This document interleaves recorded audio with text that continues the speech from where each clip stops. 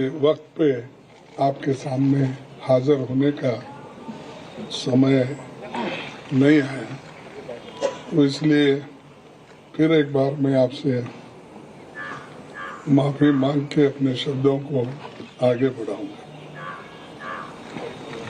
आजादी के 75 साल के इतिहास में भारतीय राष्ट्रीय कांग्रेस ने लगातार इस देश की डेमोक्रेसी को मजबूत किया और संविधान की रक्षा की। आज जब डेमोक्रेसी खतरे में है, संविधान पर हमला बोला जा रहा है और हर इंस्टीट्यूशन को तोड़ा जा रहा है, तो कांग्रेस पार्टी ने राष्ट्रीय स्तर पर ऑर्गेनाइजेशनल इलेक्शंस करवाकर देश की डेमोक्रेसी को मजबूत करने का एग्जाम्पल पेश किया है। कांग्रेस प्रेसिडेंट के चुनाव के सफल आयोजन के लिए मैं पार्टी के सभी डेलीगेट्स, सीनियर लीडर्स, वर्कर्स और जो कोई भी इस कार्यक्रम से जुड़े हैं, उन सबको मैं धन्यवाद करता हूं। आप सबने डेमोक्रेटिक प्रोसेस में हिस्सा लेकर कांग्रेस को मजबूत किया है। मेरे साथी श्री शशि थरूर को भी शुभकामना देता हूं, क्योंकि ये चुनाव में हम एक प्रतिनिधि के रूप में हम और वो खड़े थे, लेकिन चुनाव बहुत अच्छा चला और वो भी मुझे आकर मिले। एक दूसरे से हम मिलकर अपना जो आगे पार्टी को बढ़ाने का भी जो कुछ कोऑपरेशन मैंने भी पूछा और उन्होंने भी हंसते हुए, ये तो एक डेमोक्रेटिक प्रोसेस है, हमको मिल के काम करना है, ये कहा। तो इसलिए मुझे बड़ी खुशी होती है, उनको भी मैं धन्यवाद देता हूं। सभी कांग्रेस कार्यकर्ताओं की ओर से मैं श्रीमती सोनिया गांधी का आभार व्यक्त करता हूं। सोनिया जी ने पर्सनल सैक्रिफाइस कर 23 वर्ष तक कांग्रेस पार्टी के अपने खून पसीने से सींचा है। सोनिया जी की लीडरशिप में न केवल हमने 2 बार केंद्र में सरकार बनाई, बल्कि अनेकों राज्यों में कांग्रेस को रिवाइव किया और राज्यों में भी सरकार उन्होंने बनाई। उनका कार्यकाल इतिहास में याद रखा जाएगा, जो इतने लंबे समय तक पूरा कार्य करके पार्टी को एक शक्ति दी। आज देश में सबसे बड़ी समस्या कमरतोड़ महंगाई यानी इन्फ्लेशन, भयंकर बेरोजगारी अनएम्प्लॉयमेंट, अमीर गरीब के बीच की खाई बढ़ते जा रही है और सरकार के द्वारा देश में फैलाई जाने वाली नफरत। देश की इन समस्याओं के खिलाफ जन आंदोलन तैयार करने के लिए पूर्व कांग्रेस अध्यक्ष श्री राहुल गांधी कन्याकुमारी से कश्मीर तक 3,570 किलोमीटर की यात्रा पर निकले हैं। आज पूरा देश उनके संघर्ष से जुड़ रहा है। मैं कांग्रेस जनों और देश के लोगों से अपील करता हूं कि देश के हित में भारत जोड़ो यात्रा में शामिल होकर श्री राहुल गांधी जी के कंधे से कंधे मिलाकर चलेंगे। उन्होंने मुझे 1 घंटा पहले मुझसे उन्होंने कहा कि आपको अभिनंदन, आप कांग्रेस के अध्यक्ष बने हैं और मैं एक कांग्रेस के सिपाही के नाते काम करते रहूंगा। और आगे बढ़ेंगे सब मिलके, ऐसा उन्होंने मुझसे कहा। इसीलिए मुझे बड़ी खुशी होती है कि वो पादयात्रा में रहते हुए वो अपना थोड़ा सा समय मेरे लिए उन्होंने फोन पे बिताया, इसलिए मैं उनका भी धन्यवाद करता हूँ। आज हम सबको मिलकर कार्यकर्ता के तौर पर काम करना है। यहाँ न कोई बड़ा है न छोटा, सब बराबर है। हमें देश के संविधान पर हो रहे हमले और देश की डेमोक्रेसी को खत्म करने की कॉन्स्पिरेसी से मिलकर लड़ना है। हमें फैसिस्ट ताकतों से लड़ना है जो कम्युनलिज्म का चोला ओढ़कर डेमोक्रेटिक इंस्टीट्यूशन पर अटैक कर रहे हैं। हम संगठन को भी मजबूत करेंगे और इन चुनौतियों से भी लड़ेंगे। दिल्ली की सत्ता पर बैठे हुए हुक्मरान सरकार बातें तो बहुत करते हैं पर काम कुछ नहीं होता, और असलियत में उनके चरित्र को 4 शब्दों में अगर मैं बताऊं कि ये है खोखला चना बाजे घना, तो ये उनका काम है। तो दोस्तों, हमारा मानना है कि देश एक तानाशाही की सनक की भेंट नहीं चढ़ाया जा सकता। हमें इकट्ठे होकर इन विनाशकारी ताकतों को हराना है। पार्टी के सभी दोस्तों को संसद से सड़क तक लड़ना होगा। बूथ स्तर पर संगठन के हर साथी को जोर से संघर्ष करना होगा। मुझे विश्वास है कि जैसे आपने मुझ पर भरोसा जताया है और गरीब परिवार में जन्मे एक सामान्य व्यक्ति को, एक सामान्य कार्यकर्ता को कांग्रेस का अध्यक्ष बनाया है, मैं आपके भरोसे पर खरा उतरने की पूरी कोशिश करूंगा। जय हिंद, जय Congress. So there will be another opportunity. Kharge Saab has. I am very fortunate that I am in charge of the same state that Kharge Saab comes from. So he has asked me to request to all of you. उन्होंने मुझे आपसे सादर हाथ जोड़कर अनुरोध करने को कहा है कि 26 तारीख को वो अपना कार्यभार संभालेंगे और उस दिन एक व्यापक पत्रकार वार्ता कर बहुत सारे सवालों का जवाब लेंगे। आज हम सब ने उन्हें अनुरोध किया कि आज आप अध्यक्ष निर्वाचित हुए हैं, आप आज जरूर पत्रकार मित्रों को से मिलिए, अपनी टिप्पणी करिए, एक व्यापक पत्रकार वार्ता जिसमें आपके सब सवालों का जवाब वो लेंगे। उन्होंने मुझे अनुरोध किया है आपसे अनुरोध करने को कि आप थोड़ा सा धैर्य रखें और 26 को आपके सब सवाल लेंगे। बहुत बहुत धन्यवाद।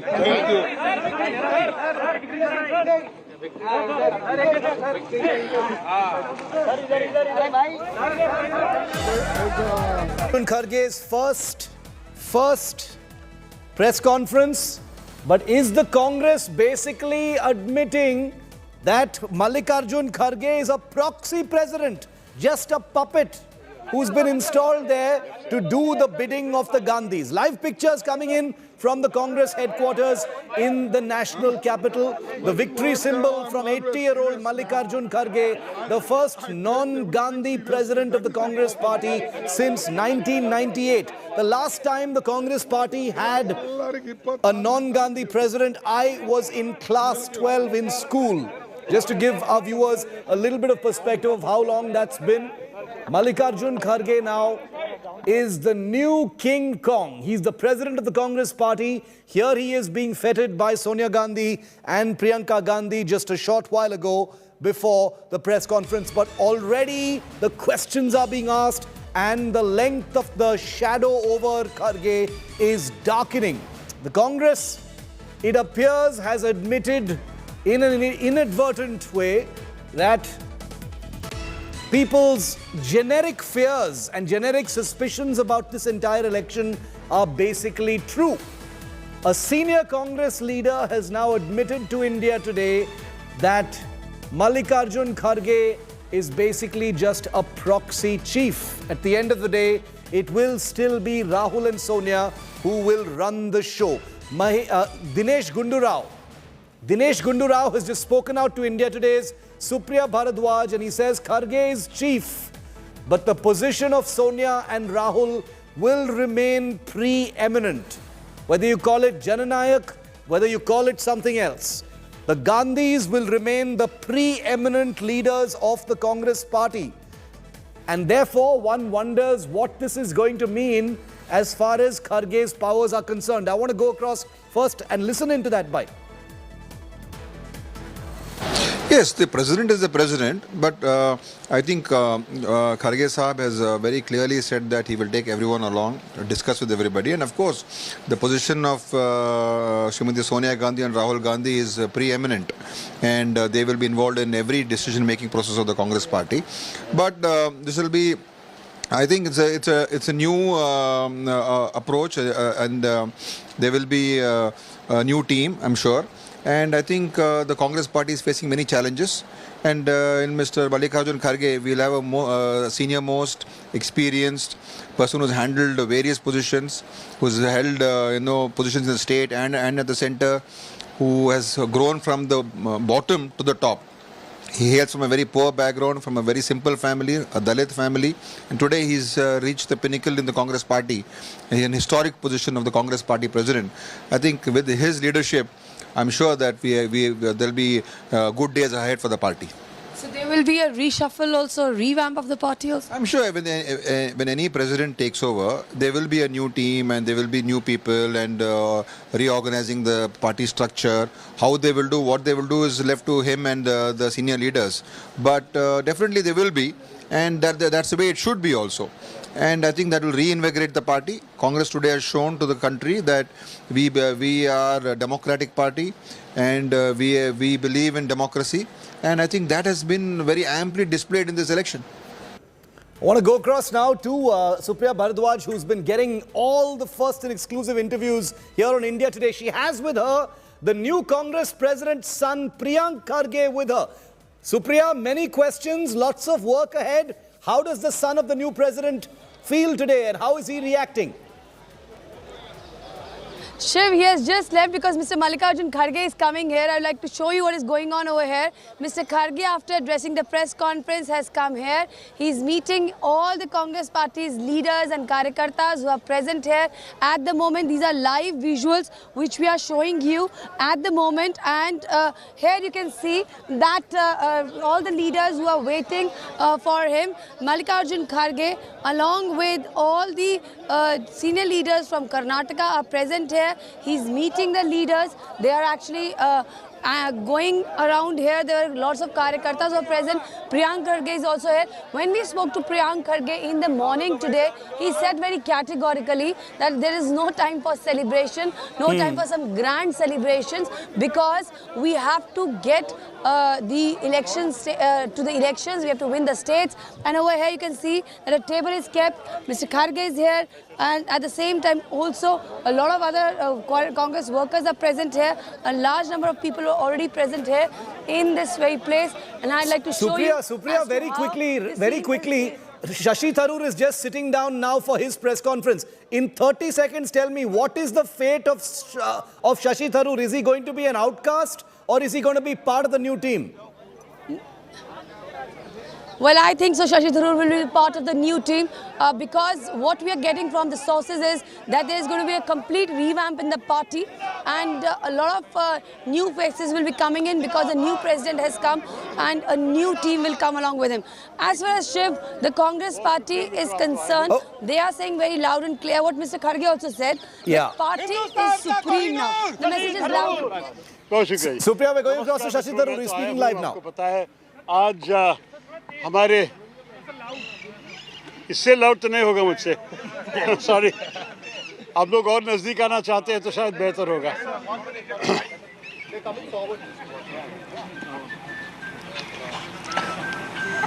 हाँ इनके माइक तो पिकअप करेंगे लेकिन इससे ज्यादा चिल्लाना पानी भी लेके पानी हाँ पानी माफ करो क्योंकि वैसे भी 18 दिन से चिल्ला रहा हूँ तो मैं गला तो गया।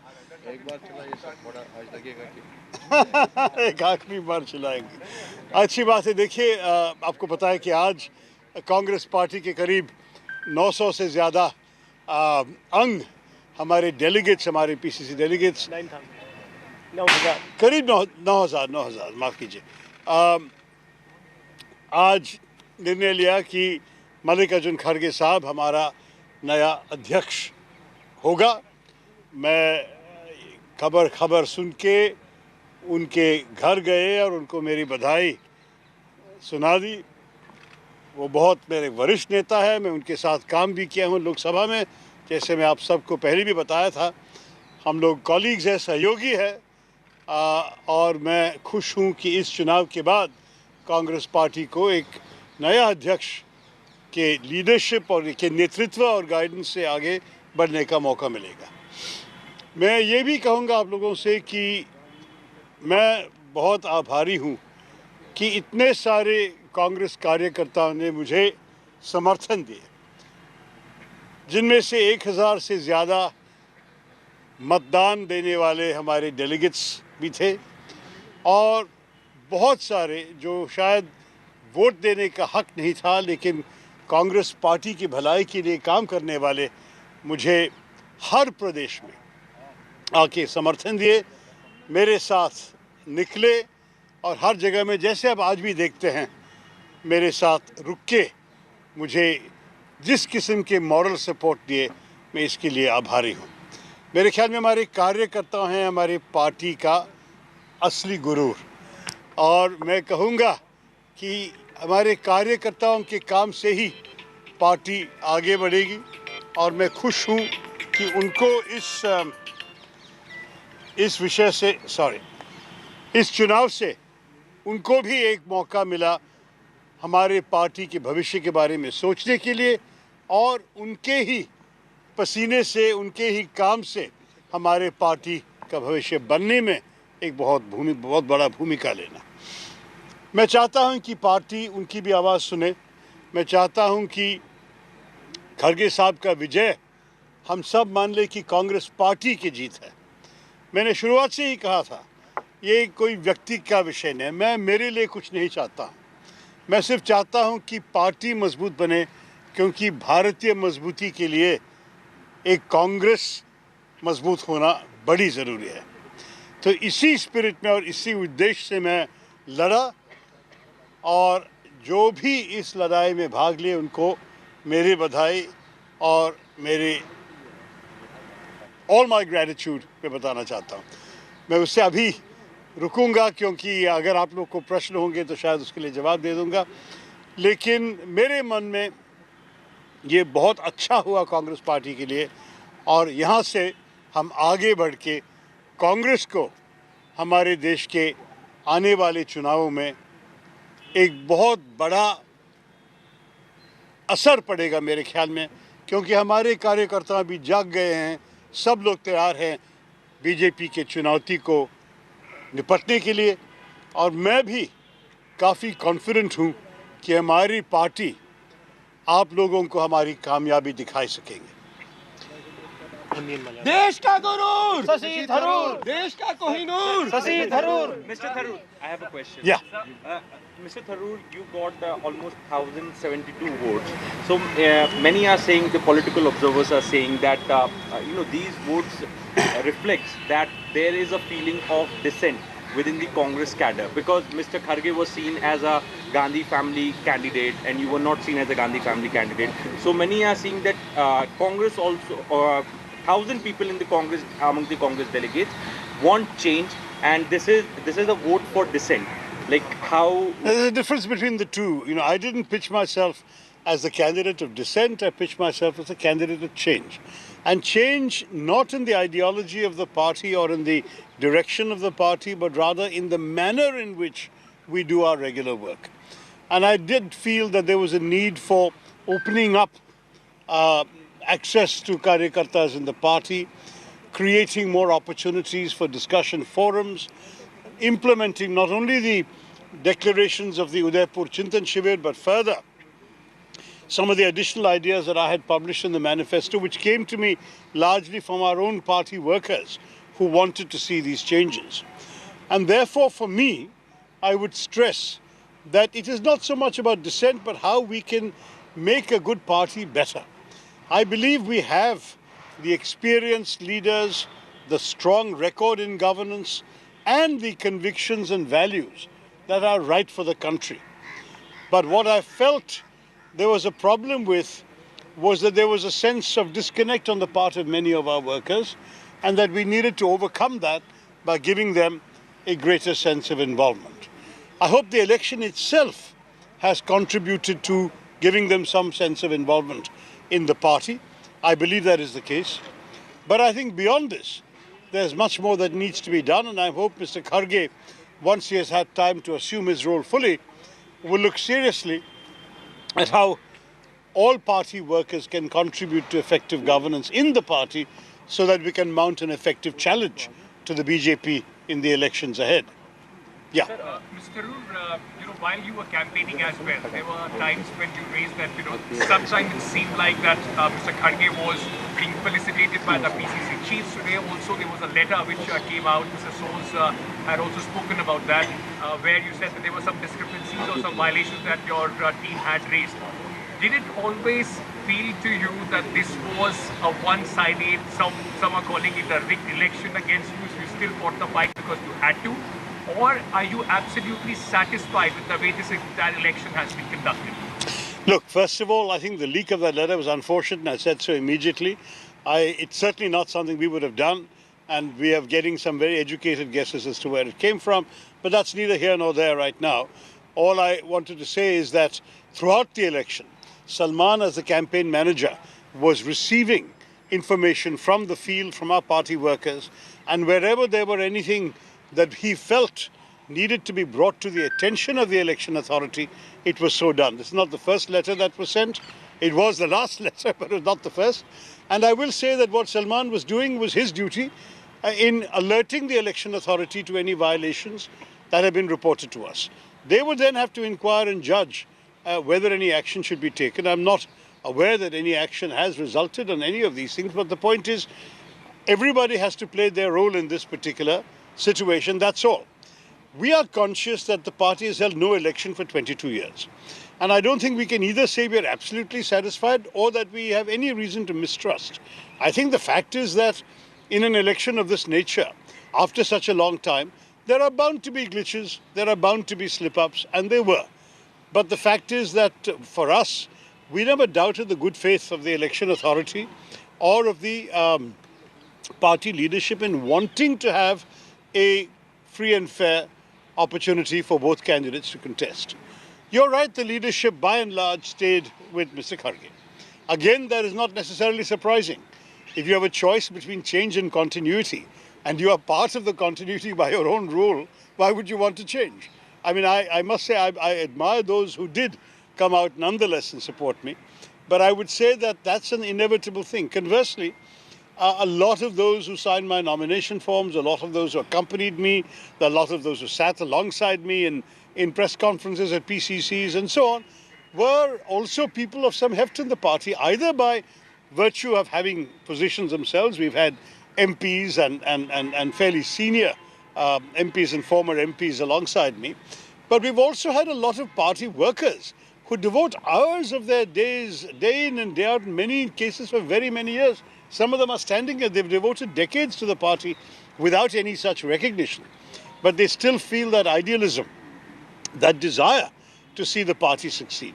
And for me, sticking to the election was not just stubbornness or anything like that. It was also an acknowledgement of what I owed to all those who have taken so much of effort to promote my views and this desire. Well, the point is that Shashi Tharoor can say whatever he wishes to say at this point of time. He believed it was an unfair election. He had complained. Now, amazingly, he's saying, I don't know how that letter got leaked, etc. It's all one big joke now because nobody in their right mind thought that Tharoor stood a hair of a chance. It's surprising that he even got over 1,000 votes. This was an election that was decided from the start because Mallikarjun Kharge was, well, obviously not officially because we can't say that, was the chosen one. He had been predetermined to be the new Congress president. Well, no matter what I say, no matter what the political pundits say, for the first time in 24 years, the grand old party has a non-Gandhi president. Mallikarjun Kharge has secured a landslide victory of over 7,000 votes against Shashi Tharoor, who only managed 1,071, which some say is actually pretty impressive. This election for who will be the Congress's chief was nothing short of a full-fledged soap opera, thanks mostly to Shashi Tharoor and initially Ashok Gehlot. But in the end, it was veteran Mallikarjun Kharge, 80 years old, Gandhi loyalist, a man who's named his children after the Gandhis and who was chosen by the Gandhis, an indication that the party has stuck to what it knows and has shunned the opportunity for change. But will Kharge be able to change the grand old and bring in the brand new is the multi-million-dollar question for India's oldest party.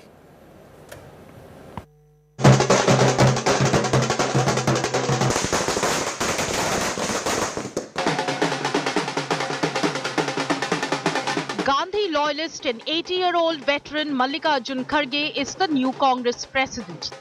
The grand old party has finally chosen its new chief after a poll process which was mocked as staged but can prove crucial for Congress revival. Congress's man of the moment is the first non-Gandhi party president in 24 years. As per the Article 18D of the Constitution of Indian National Congress, I, Madhusudan Mistry, hereby declare Sri Mallikarjun Kharge elected as the President of Indian National Congress.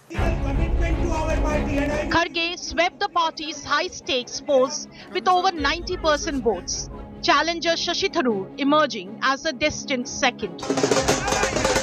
Celebrations erupted outside Kharge's house right after the news of him being the new chief broke out.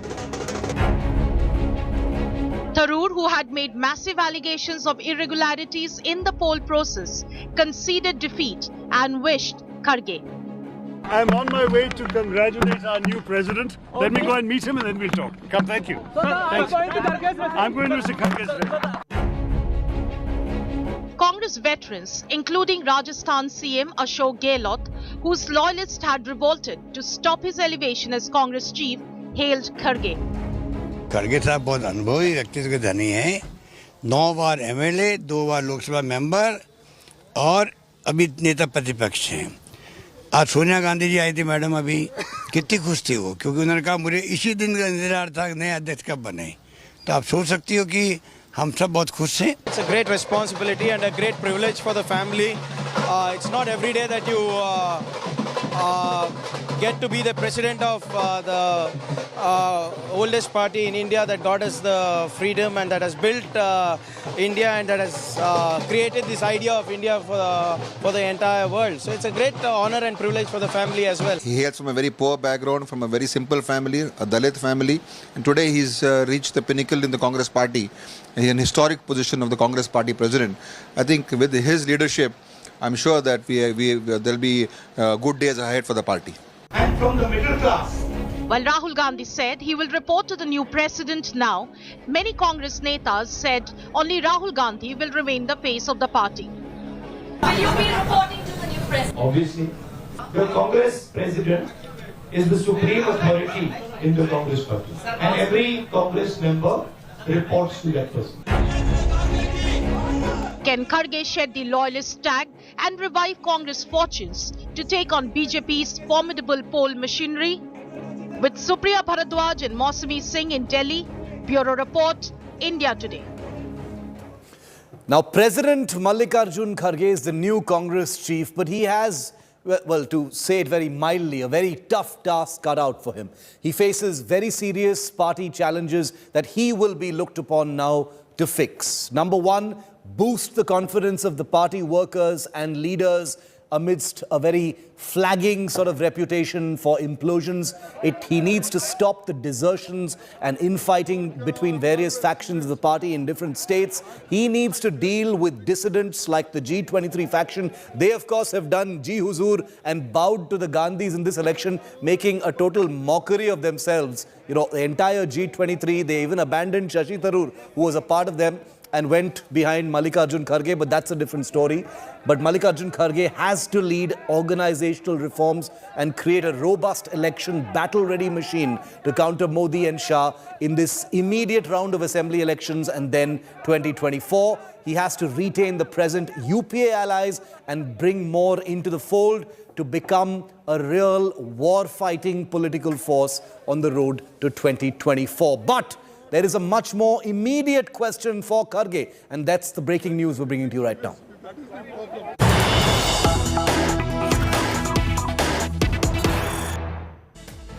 Mallikarjun Kharge, remember, is from Karnataka. He's an old war horse. He's led many campaigns there. He's a multi-time MLA from the state, and his elevation to Congress presidency could be a big boost to the Congress's fight in the state of war, Karnataka. He is expected, we're hearing from the ground, that his victory in this election is being seen as a big boost, and he will be seen to galvanize the Congress for the 2023 elections. Just 7 months from now, his home state, Karnataka, goes to the elections, and Karnataka, remember, is seen as the one big state where the Congress party has a strong fighting chance. Now, Nabila Jamal joins me live on this story. Nabila, there is, of course, Gujarat and Himachal coming up soon, but Karnataka is that one state where the Congress is seen to have a certain degree of vibrancy. It has a good chance and may actually have a positive, outcome in the election. Mallikarjun Kharge, someone you know well, is from the state, a state he knows very well. He knows all the people there. He knows the language. He's highly respected. He's been an MLA several times. How do you see this? Is this a big boost to the Congress in Karnataka? Well, the Congress in Karnataka, the many leaders that I've spoken to, Shiv, are quite upbeat and positive that Mallikarjun Kharge, with his experience and the kind of understanding that he has of the political dimensions in Karnataka, will surely act as a binding factor over all of these, bickering leaders. And very well what I'm trying to, refer to. The DK camp, the Sidhu camp, both these factions have been warring, time immemorial. And it appears that Mallikarjun Kharge will be rested with this responsibility to actually bring these two forces together. And why he's the right man and why the Congress High Command has these hopes is only because Mallikarjun Kharge, despite being a 9-time MLA and coming very close to being very close to being chosen as the Chief Minister of Karnataka twice over. The last assembly elections, the elections before that, Kharge was the top contender for the CM post for the Congress party in Karnataka, but he wasn't made. He wasn't made the chief minister, but yet the man never revolted. He never complained. He stayed a staunch loyalist of the Congress party, and it appears that that's what's paid him this dividend. He's been elevated to the Congress president's post, and knowing that he knows Karnataka very well, decision making will be a lot easier. And of course, he understands Siddaramaiah and DK Shivakumar very well. He is very well. They are hoping that this man, understanding these two leaders, will be able to bring them together and also consolidate the Dalit vote in the state of Karnataka. But that's going to be a very, very big ask. And uniting the factions. Yes. Uniting the factions in Karnataka is going to be one of the biggest challenges for Mallikarjun Kharge. We've got more breaking news. We've got more breaking news coming in. Prime Minister Modi has just tweeted conveying his best wishes to the new Congress president. Remember, Prime Minister Modi's BJP has long talked about a Congress Mukt Bharat and then a Gandhi Mukt Congress, and now that latter part has at least become something of a reality because Sonia Gandhi and Rahul Gandhi are not the president or hold any official positions within the Congress structure anymore, and the Prime Minister has just congratulated Mallikarjun Kharge, the new president of the Congress party. That's the Prime Minister's tweet there, wishing him the best for the new responsibility.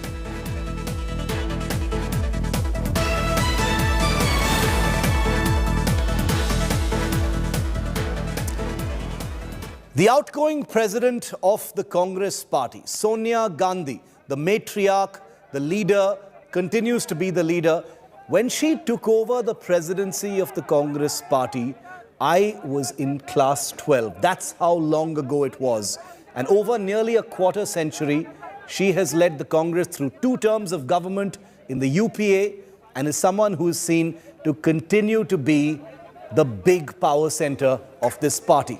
But as Sonia Gandhi hands over charge to her #1 loyalist, Mallikarjun Kharge, the question now is, Sonia Gandhi, who's been at the helm of all the Congress's up and downs in recent times, the question is whether the grand old party will ever see a Gandhi or a Sonia Mukt party.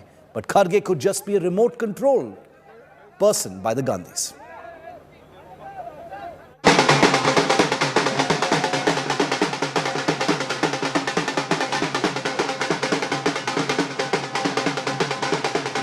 After nearly a quarter century as Congress president, she finally gets to give way to a non-Gandhi successor. With one of her most unwavering loyalists now the man in hot seat. Could this really be the end of the Sonia Congress? Because let's face it, that's what it was.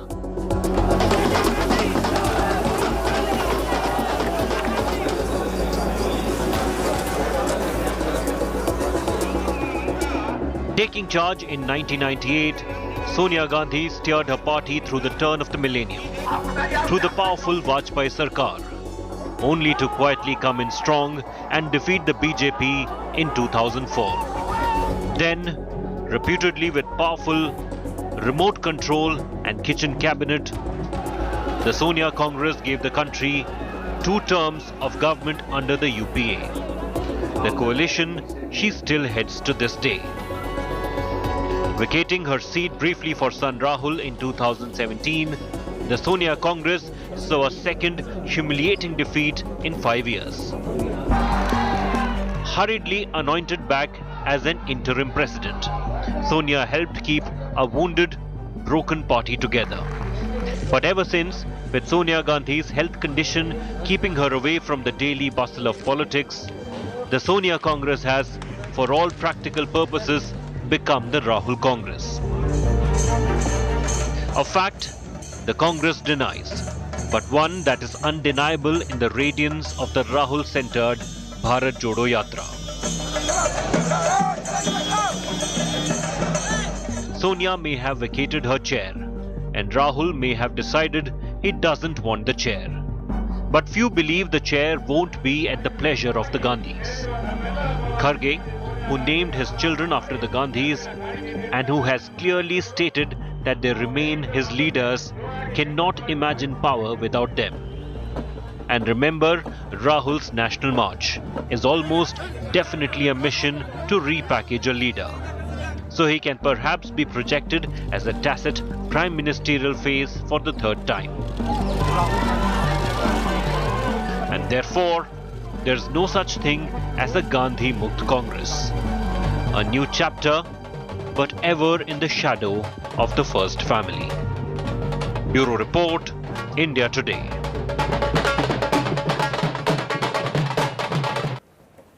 And coming up next, Pakistan's cricket board is rattled after the BCCI's sudden announcement that India will not travel to Pakistan for next year's Asia Cup. They've hit right back. We'll tell you where things stand.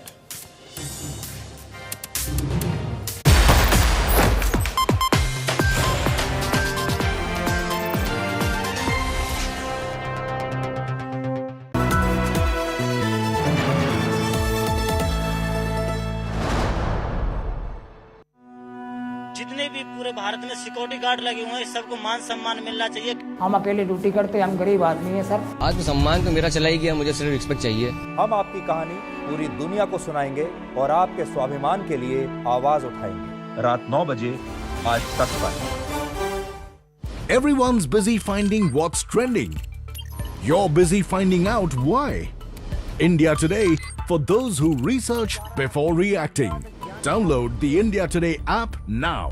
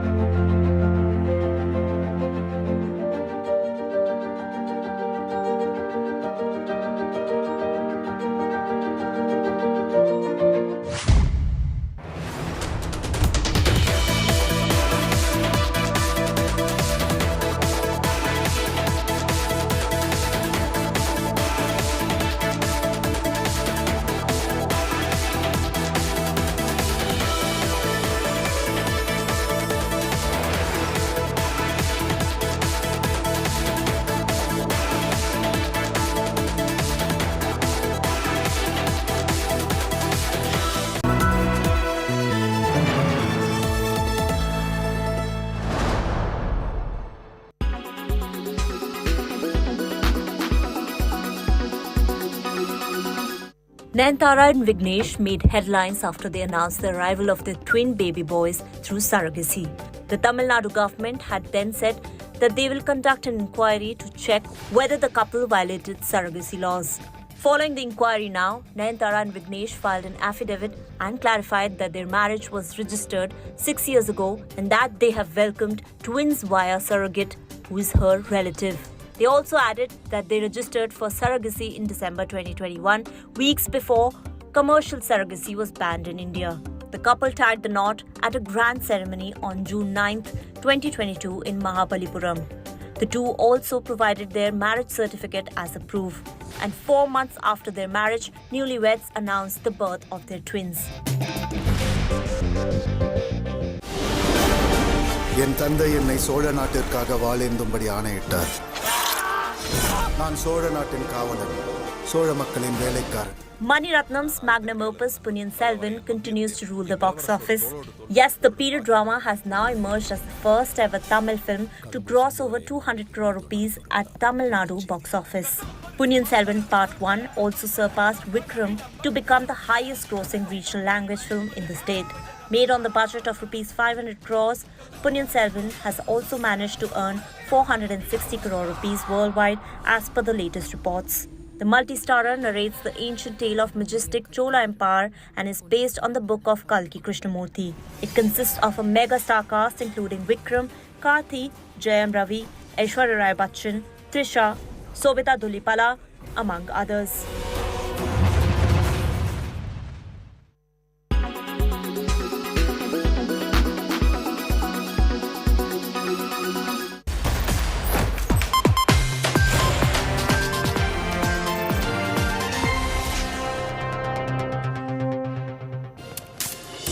In pole-bound Gujarat, his home state, Prime Minister Modi today inaugurated a part of the big Defence Expo show, where he also laid the foundation stone a little later for one of India's most important combat Air Force bases, very close to the India-Pak border.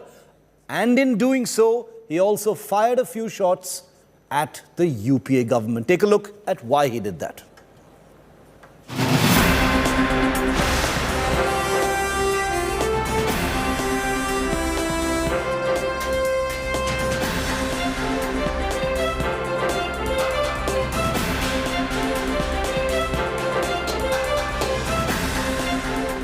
India is all set to get an aerial firewall to shield itself from Pakistani air attacks.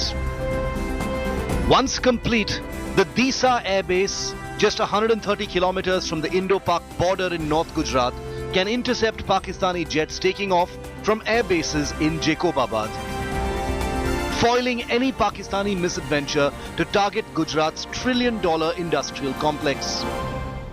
इसके निर्माण से गुजरात के आसपास के क्षेत्र में air bases के बीच 355 kilometre की दूरी कम हो जाएगी, जिससे हमारे लड़ाकू विमानों की ऑपरेटिंग रेंज में बढ़ोतरी होगी और लड़ाई के वक्त रिस्पांस टाइम में कमी आएगी.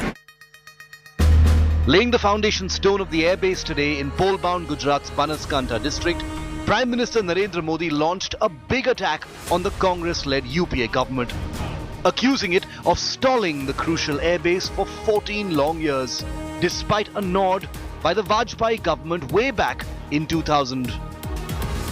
डीसा अंतर्राष्ट्रीय सीमा से केवल 130 किलोमीटर दूर है.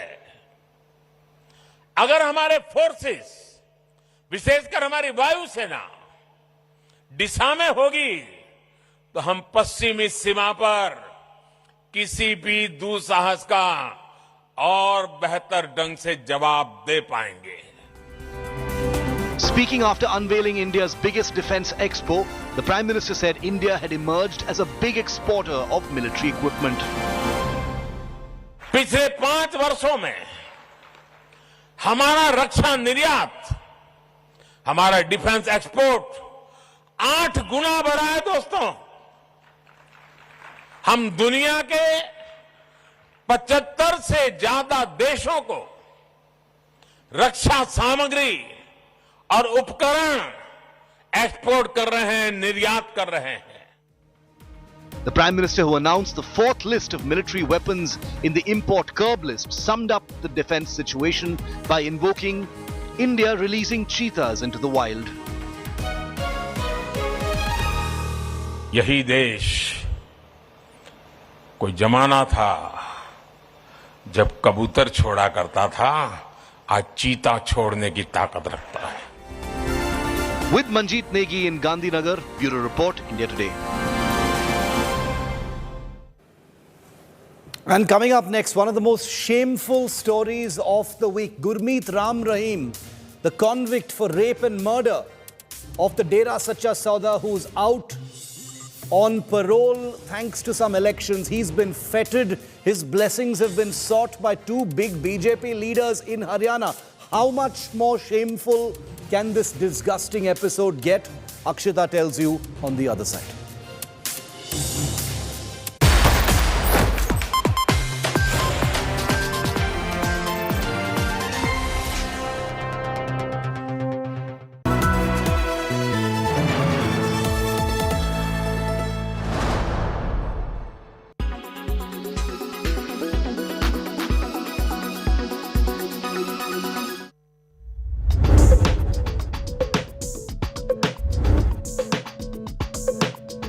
A touch screen enables users to interact directly with the display monitor. They become a feature of everyday life at supermarket checkouts, ATM machines, on GPS devices, and most commonly with tablets and smartphones. There are two common types of touchscreen technology. One is called recessive. Two transparent sheets are coated with a conducting material and separated by tiny dots called spacers. When the two layers are pressed together, they create an electrical circuit that indicates the point of contact. Uses include cash and ticket machines. The other capacitive touch technology is most commonly used in tablets and smartphones. A layer of insulating material like glass is coated with a fine grid of electrodes thinner than human hair. This is sandwiched between an outer protective glass layer and an LCD screen that displays the images. As the human body is also an electrical conductor, touching the screen with a finger results in a change in the electrostatic field, indicating the point of contact. More recently, smartphone manufacturers have moved towards so-called on-cell and in-cell technologies. On-cell locates the touch technology onto the outer glass, whereas with in-cell, the touch sensors are built into the actual display panel. Both approaches allow devices to be thinner and lighter. New applications for touchscreen technology now include unlocking smartphones using a biometric fingerprint scanner. When a capacitive sensor is activated, it takes a high-resolution snapshot of a fingerprint, which is compared against the information stored inside the phone. If the unique characteristics in the arches, loops, or whorls match the device, it will unlock.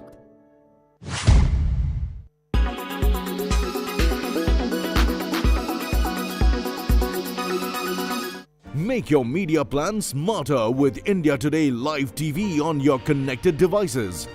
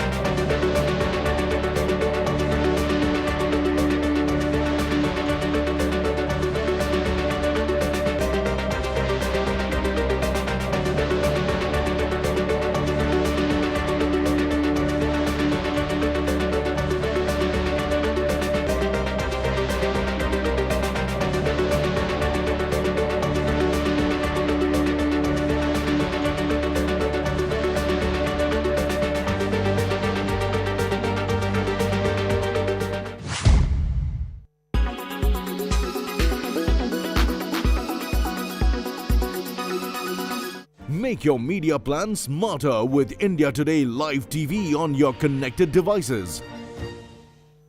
Make your media plan smarter with India Today Live TV on your connected devices.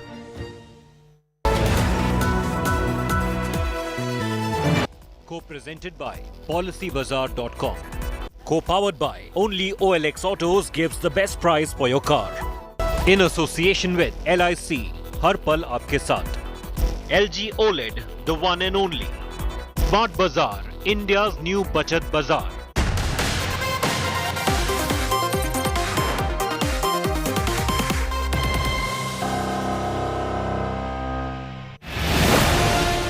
Rape convict venerated and celebrated. 40-day parole to rape convict Baba.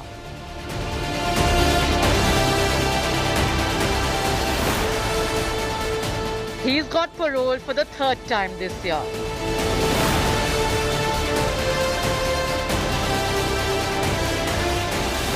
BJP netas attend Dera Chief Satsang.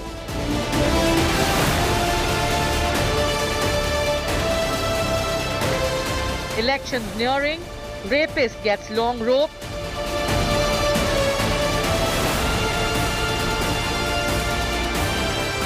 A self-styled godman above law. Top focus on sixth crime.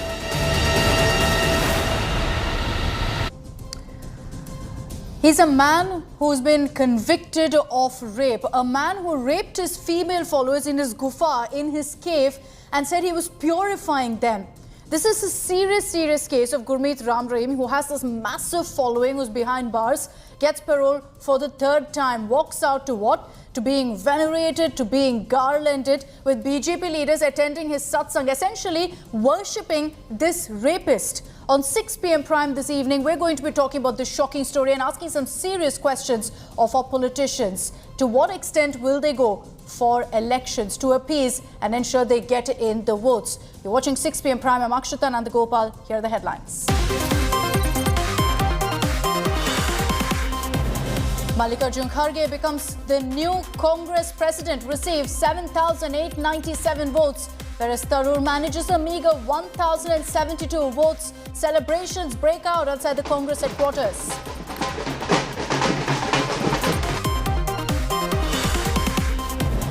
Bilkis Bano, rapist, was booked for molestation while he was out on parole. India Today has learnt that the 11 convicts spent over 900 days out of jail.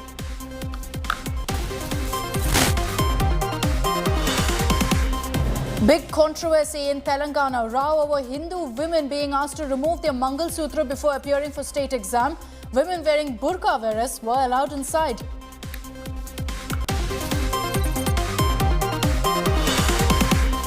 Former Pakistan cricketer Shahid Afridi slams Jai Shah over his No Asia Cup in Pakistan remark. Pak board threatens to skip World Cup 2023 in India.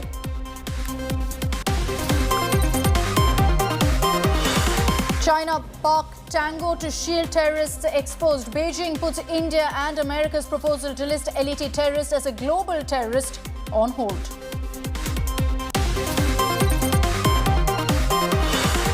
And rupee crosses the 83 barrier, closes at 83.02 to a dollar for the first time, plunges 66 paise against a surging dollar.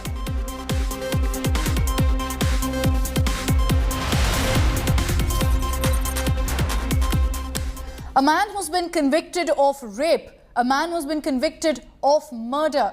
He's the chief of the Dera Sacha Sauda. Gurmeet Ram Rahim is out on parole for the third time this year. Right now, he's out on a 40-day parole.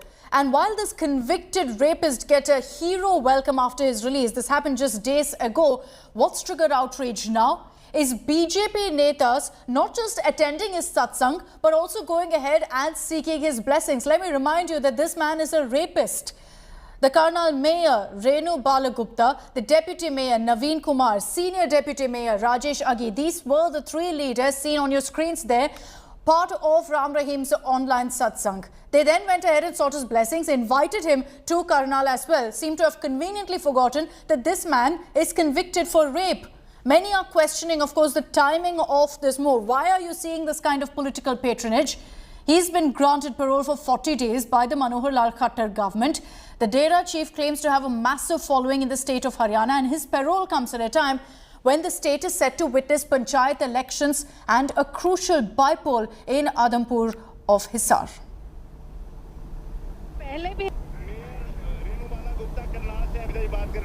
Mayor Renubala Gupta Karnal से अभी बात कर रहे हैं। हाँ बेटा करवाइए। धन धन सतगुरु तेरा ही आसरा। आशीर्वाद बेटा, बहुत स्वागत बेटा जी। पिताजी आपका आशीर्वाद बना रहे। जी बेटा। और पहले भी आप करनाल आए थे और स्वच्छता का जो संदेश आपने दिया था उससे करनाल आगे बढ़ा है और आगे भी आप आकर करनाल को आगे बढ़ाएं। जी। स्वच्छता का जो संदेश देंगे फिर से सबको आशीर्वाद दें। जी बेटा, जी बेटा। मनमर्जी नहीं करनी, भगदड़ नहीं करनी। सो ये आप जरूर मानिएगा हमारी बात, हमेशा मानते हैं। हमें गर्व है आप लोगों पे, हमारे बच्चों पे बहुत गर्व है। सो परमपिता परमात्मा और बहुत ज़्यादा खुशियाँ दे आपको। सो आपके दर्शनों के लिए यहाँ पे आ गए हैं, तो दर्शन चलते रहेंगे, बातें होती रहेंगी, सारी बातें करेंगे आपसे, लेकिन आपने माननी है। पैरोल एक आदमी जो अंडर क्राइम में अंदर है, उसने अपनी इच्छा से, जब उसकी इच्छा मान लो जो एक सिस्टम है उस टाइम उन्हें पैरोल के लिए लगाई, अर्जी लगाई, वो पैरोल एक्सेप्ट होगी। तो इसमें ऐसा भी हो सकता है कि दिवाली के नाम की वजह से पैरोल लगाई हुई आदमी अपने परिवार में आके वो कर ले, तो जरूरी नहीं है कि पैरोल उसके सिर्फ इलेक्शन के लिए। लोग सवाल जरूर पूछेंगे कि बाबा राम रहीम के ऊपर कहीं गंभीर आरोप है, रेप जैसे आरोप है, हत्या के आरोप हैं और अब पैरोल पर बाहर आए हुए हैं और सभी बीजेपी के ही लीडर्स वहाँ पर दर्शन करने क्यों जा रहे हैं? क्या बाबा का कोई चुनावी कनेक्शन भी है पैरोल से जुड़ा हुआ? नहीं, ऐसी कोई बात नहीं है। हमें तो जो हमारे को तो जो मेरे जो वार्ड के लोग हैं वहाँ पे काफ़ी लोग रहते हैं जो बाबा जी से जुड़े हुए हैं, तो वो उन लोगों ने मुझे बुलाया था वहाँ ऑफिस में आके कि आपने ज़रूर आना है। उसमें हम गए सामाजिक उस दायरे में। हाँ, उन्होंने वहाँ लंगर वगैरह का कार्यक्रम रखा हुआ था, तो उन लोगों ने हमें बुलाया था, इसलिए हम गए। So how is it that a criminal or convict is able to get parole so many times in a matter of 1 year? Let's break down the timeline for you. This time, it was on October 15th that he was granted parole for 40 days. So Gurmeet Ram Rahim is once again out of jail. Now there are questions about the timing, because right now the impending elections are the Haryana Panchayat polls. The Adampur Assembly by-poll is also around the corner. The last time he was granted parole was in June. In fact, on June 17th, he was granted furlough for a month. The reason was his ailing mother, but again linked to some election or the other. The elections that time around were the Haryana municipal polls.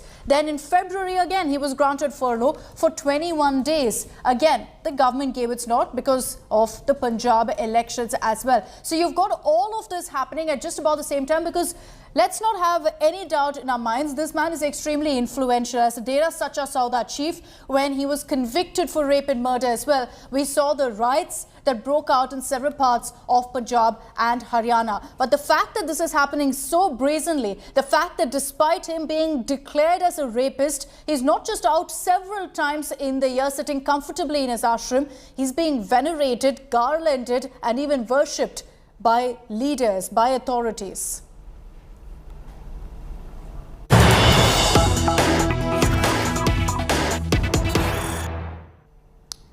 And let's get to breaking news that's coming in. We've been asking questions of the Haryana government on what's played out really with regards to Gurmeet Ram Rahim's parole, as well as the BJP leaders who went to visit him. Anil Vij, Haryana minister, said he has nothing to do with any of this. If some netas seek blessings from the rapist, what am I to do, is Anil Vij's response. He says, I have nothing to do whatsoever with all of these netas who went and sought Gurmeet Ram Rahim's blessings. Anil Vij has also questioned how this is related to any election. So you've got the Haryana government maintaining that there's no political link, no poll link whatsoever. But there are no answers on why Gurmeet Ram Rahim manages to get parole 3 times in a single year.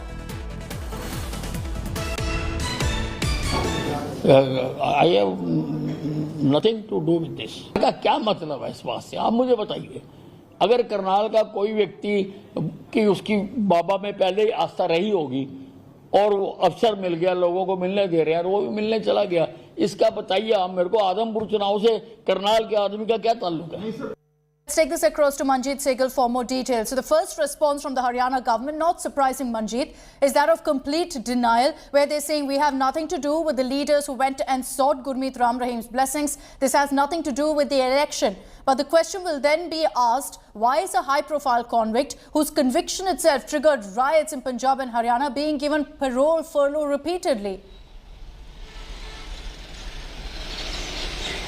Well, Akshita, the opposition parties have questioned the paroles and furloughs being given to Gurmeet Ram Rahim, who is a rape convict.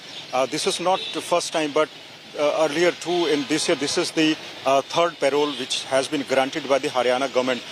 This time, this parole is being linked to the Panchayat elections and the Adnampur by-elections. All we know is this, that this convict, Baba Gurmeet Ram Rahim, has thousands of followers in Haryana. He claims that his followers are in crores. So all his paroles are being linked to the by-election and the Panchayat elections. The opposition parties have questioned why Haryana government was allowing paroles to the high-profile convict. We just saw that the BJP leaders, be it the Karnal mayor, the Karnal Bharatiya Janata Party chief, the deputy mayor and senior deputy mayor, all were present in a satsang which was being aired on social media from Uttar Pradesh. So opposition parties have asked the Haryana government to clarify why these paroles are being given to Gurmeet Ram Rahim, whether these paroles were coincidental or the Baba was deliberately being given the paroles to benefit in the elections. So these are the questions which the opposition parties have asked from the Haryana government. But we heard the Haryana's Home Minister clarifying that Baba's visit or paroles have nothing to do with the elections. But the opposition parties are clearly linking these paroles with the Panchayat elections and the Adnampur by-election. It's all timed, isn't it? We showed several instances of how the parole furlough happened just in time for some election or the other, and that's why the pertinent question comes up about why this is in fact linked to elections. Add to that is the fact that Anil Vij says we have nothing to do with these leaders who went to the satsang of Gurmeet Ram Rahim, but the onus will be on the government, on the party, to take action against these leaders, because you're setting such a wrong precedent for a man who's convicted of rape and of murder. Let me run you through some of the convictions. What is Ram Rahim really guilty of? Why is he in jail? In 2017, he was convicted for raping 2 women. These were female followers in his ashram who he had raped in his cave inside this ashram. 2019, he was convicted for murdering a journalist. This was a case back from 2002. Finally, in 2019, it was closure for the victim's family. In 2021, Gurmeet Ram Rahim was convicted for murdering the former Dera Sacha Sauda manager. The kind of information that came out in all of these cases about the evidence that cropped up from within the ashram itself shocked the entire nation. And yet here you have this man out and about, 40 days parole yet again, the third time this year alone. And joining me this evening here on 6 p.m. Prime is Mr. Raman Malika of the BJP. Mr. Malika, I'll come straight down to it. How can netas from your party, from the BJP, seek blessings from a rapist, from someone who's been convicted of rape? And does the BJP leadership have anything at all to say on this, or will there be complete silence? See, the fact is that I do not have the name of any speaker or deputy speaker going. But still, I would like to bring to your attention and through you to the viewers that the secular constitution permits religious practices to be an individual affair, not a public affair. The person sitting on a chair or any position is a person, not a position. And hence, that person in his personal capacity can go to a religious ceremony as he or she desires so. It is not about a political party. It is not about an office that he or she may hold. So, questioning somebody going on their personal time to a religious congregation or attending it through a e-format or a Zoom link or something, I believe that that is a blatant attack on the secular practices of this country, and especially by those who have been professing secularism and telling that the constitution is in danger.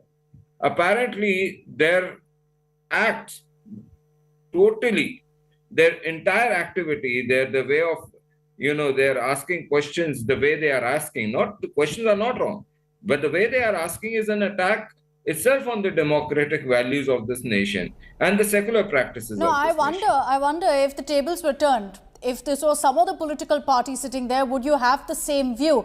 But Mr. Raman Malik, there are questions. How can a rape convict be released on parole for the third time? This is VVIP, treatment for a convict. I wonder if other convicts also are given the same exact treatment, that they can get parole 3 times in a year.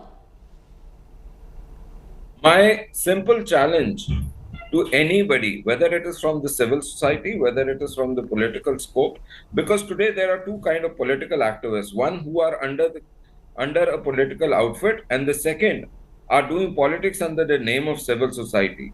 My simple request and challenge to them is, if you find this parole to be something which is unconstitutional, illegal in nature, and you think it can be challenged in the court of law, and the court of law would will uphold your mind, stating that this is not legitimate and this is not legally permissible, I would challenge them to go to the Honorable High Court or Supreme Court, wherever they feel like, and challenge it.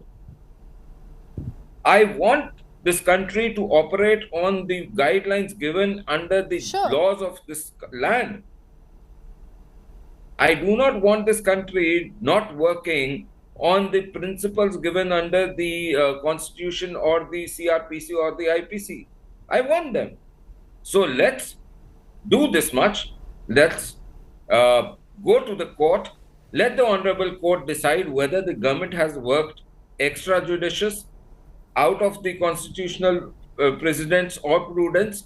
And if so, let the government face it. And if not, then they should be apologizing that this government, who has served the law in the best interest of the citizens, they are questioning such a government and such a chief minister, because this chief minister delivers what is written in black and white in the books. Best interest of citizens, many would define that in a very, very different way, from a rapist actually being released on furlough for the third time in a year.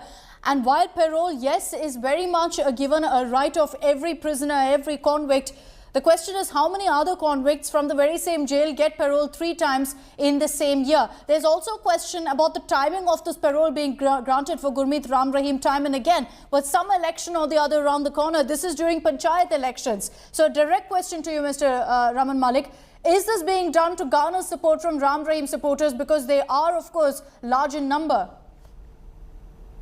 I am not trying to compare a person who has been charged or of crimes that Mr. Ram Rahim has been charged with. Neither I am trying to justify it. But my question remains this: those who have been accused of raping the democracy, those who have been accused of killing the democracy, those who have been accused of looting the democracy and looting the nation of their funds, and who are out on bail, cannot have the moral rights to ask such questions. But still, I would answer them. And my answer is very simple, that it was before 2014 that this case against Ram Rahim was going on. It was before 2014 that certain evident facts were asked from the government at that point in time. It is a fact on record that those governments did not support the Honorable Court for Justice and giving evidences. Whereas after 2014, this government of Mr. Khattar did everything possible to bring this person, Mr. Ram Rahim, to justice. Then his arrest was very well documented through various news channels. Even your channel did a wonderful coverage of the same. I believe, if I'm not wrong, one of your OB vans was also burnt. I still want to ask you this question. The government which delivers justice to people and helps the court in pronouncing its justice, and also at the same point, the same government executes that order of the Honorable Court.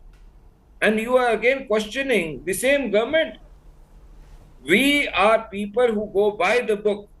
We hold Constitution to the utmost respect, and we have never ever crossed or what killed choice, the what spirit of choice do you have Constitution. then, sir? It is those who are asking, who have regularly raped, killed, butchered the Constitution, and yet they have the audacity to ask. My simple point to you is, if we can execute the law as per law inscribed in the Constitution, CRPC or IPC, then are we supposed to be the people who are misusing it? We have got the cases against him to, let's say, to the culmination. No, Mr. Raman Malik, while you're saying that, yes, we ensured that the court's verdict was executed, did you have a choice? As the judiciary, they've given you a verdict, you have to follow it. And the reality is that there are leaders of the BJP right now sitting there or taking the blessings of this man that you say you've executed the order against. And that's where there will be questions asked. Mr. Raman Malik, thank you very much. Thank you, sir, for joining us here on India Today. Now, even as we raise these questions about why this rapist is getting this kind of VVIP treatment, being worshipped, being celebrated, garlanded upon his exit from jail for a 40-day period, let's focus on who Gurmeet Ram Rahim is. Why is it that you're seeing this kind of political patronage that he enjoys?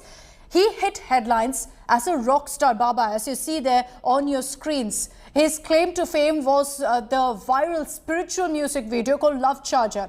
But soon skeletons started tumbling out of the Dera Sacha Sauda, which is his ashram, where there were accusations of rape, accusations of murder that ultimately were proven in the court of law with a mountain of evidence. In our next report, we look at the rise and fall of the Dera chief's bling empire.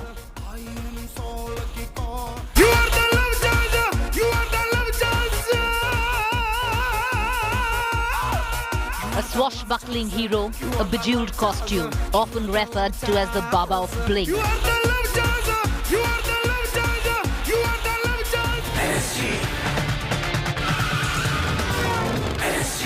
Thrashing bad guys, preaching piety, commanding a following that would make the biggest of mass leaders envious. आपके बहुत controversies भी हैं. अब ये क्यों है? आपका एक मर्डर केस की कंट्रोवर्सीज हैं, रेप की कंट्रोवर्सी है, कैस्टरेशन की कंट्रोवर्सी, अब आपकी सेंसर बोर्ड की भी कंट्रोवर्सी है कि आपने सेंसर बोर्ड के चीफ को रिजाइन करवा दिया. कि अगर कोई गुस्से में बोलेगा तो गुरुजी ने तब बोला था 24 घंटे वो खाना नहीं खाएगा, अगर लड़ेगा तो किसी को गालियां देगा या ऐसा. अगर थप्पड़ मारता है तो उसका 24 घंटे खाना बंद तो है ही, साथ में मौन व्रत, ताकि वो सुधारे अपने आप को कि क्यों मैं हाथ उठा रहा हूँ, सामने वाला भी इंसान है, सामने वाला भी बात कर सकता है, आप क्यों दबा रहे हो उसको. तो ये चीज़ें वहाँ बोलेगी तो हम कैसे सोच सकते हैं कि किसी को मारने का कल्पना भी नहीं की हमने कभी. Born in Rajasthan, Sri Ganganagar on August 15, 1967, Ram Rahim is a self-styled spiritual godman. His relationship with the Dera can be traced back to the times his father became a disciple of the Dera's second chief, Shah Satnam Ji, with Ram Rahim taking over as the Dera head in 1990. Ram, Ram, Ram.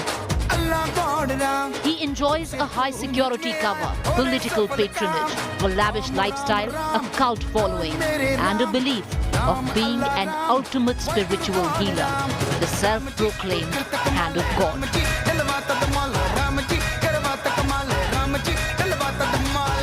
आपने कैसे तय किया कि film जो देखता नहीं उसने कैसे तय किया कि फिल्म के जरिए अपना मैसेज देना है? क्योंकि जिसको देखो नौजवानों को वो फिल्म की तरफ ज़्यादा भागते हैं. कहाँ गए थे बेटा? कोई छुप छुपा के झूठ बोलता था, नहीं गुरुजी मैं तो बस वैसे ही, और बाद में पता चलता कि वो फिल्म देखने गए. सत्संग की बजाय फिल्म की तरफ जा रहे हैं. हमने क्यों ना फिल्म को ही सत्संग बना दें कि लोग उसको देखें. स्टंट देखना चाहते हैं नौजवान, वो हम दिखाएंगे और बताएंगे कि इस उम्र में हम अगर ब्रह्मचर्य का पालन करते हुए कर सकते हैं तो आप क्यों नहीं कर पाएंगे अगर आप इस पे चलें. A cavalcade of hundreds of vehicles follows him wherever he goes. Apart from his movies with gaudy stunts, Ram Rahim is famous for his concerts called Rubaru Nights. You are the love charger! You are the love charger! You are the love charger! The fact that his one command can bring lakhs onto the streets is reason enough for him being courted by every mainstream political party. But the Dera Sacha Sauda Ji has also been one of the most controversial. He outraged many members of the Sikh community in April 2007 when he attired himself on the lines of the 10th Sikh Guru, Gobind Singh. Singh was the prime suspect in the murder of a journalist with the newspaper Pura Sach. The case is still going on. जिन नावलाओं की इज्जत तार तार की गई डेरा के अंदर, अगर उनको न्याय नहीं मिलता तो शायद देश के आवाम में न्यायपालिका के प्रति जो विश्वास है वो डामाडोल हो जाता। उन लड़कियों की इसमें सबसे ज़्यादा बड़ी जीत है जिन्होंने 15 साल पूरा संघर्ष किया। The Dera head was also accused of forcibly castrating 400 of his followers in 2014.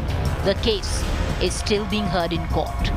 Ram Rahim again came under the scanner in December 2014 after reports of arms training of his own private army at the Dera. In 2002, he was accused of rape of 2 sadhvis in his ashram. हमें मारना अपने आप को मारने के बराबर है।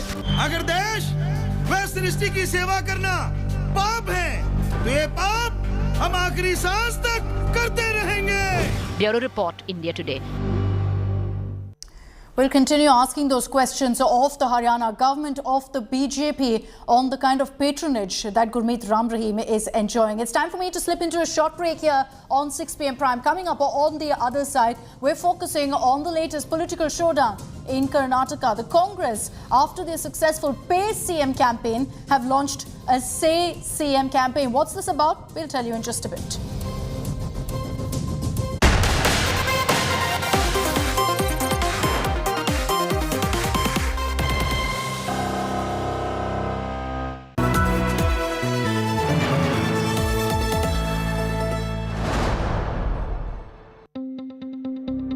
News is about putting people first.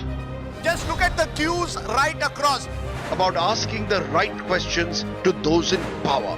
Is money power being used to bring down elected governments? Who will be held accountable for ministerial corruption? It takes no sides. माँ का दर्द एक दर्द कोई नहीं समझ सकता उस दर्द को. It reveals. It heals. Angry people came out on the streets. Is this the kind of justice system we want in this country? News is all heart and no hatred. Bilkis Bano आज क्या कहना चाहेंगी आप? हमारे साथ जो हुआ है किसी के साथ भी नहीं होना चाहिए. Experience the news. With me, Rajdeep Sardesai, only on India Today.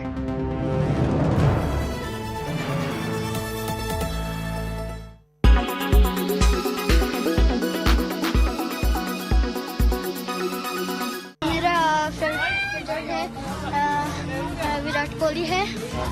मैं उसके जैसे बनना चाहती हूँ.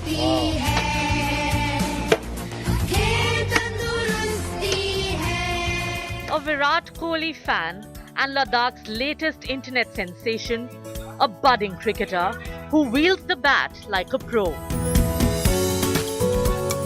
Sending the ball all over the ground. Meet Maksuma. This class 6 student aspires to play for India like her idol when she grows up. The passion for cricket runs in Maksuma's household. The little girl saw her father's love for the game. मैं छोटी थी, पापा खेलते थे, उनको देख के मुझे एक शौक पैदा हो गया, तब से मैं खेलती आई हूँ. Her teachers recognize her love for cricket and encourage her. Maksuma's friends share her enthusiasm, regularly turning up for fun-filled cricket matches. Several sports persons, including Indian cricketers, have been impressed by Maksuma. The Ladakh administration extended help to Maksuma, her cricket team and school. अभी भी सिखा रहे हैं पापा मुझे shot मारना, कैसे helicopter shot मारते हैं. अच्छा. वो सब सिखा रहे हैं. Here's hoping that Maksuma and countless kids like her get to fulfill their dreams. Bureau Report, India Today.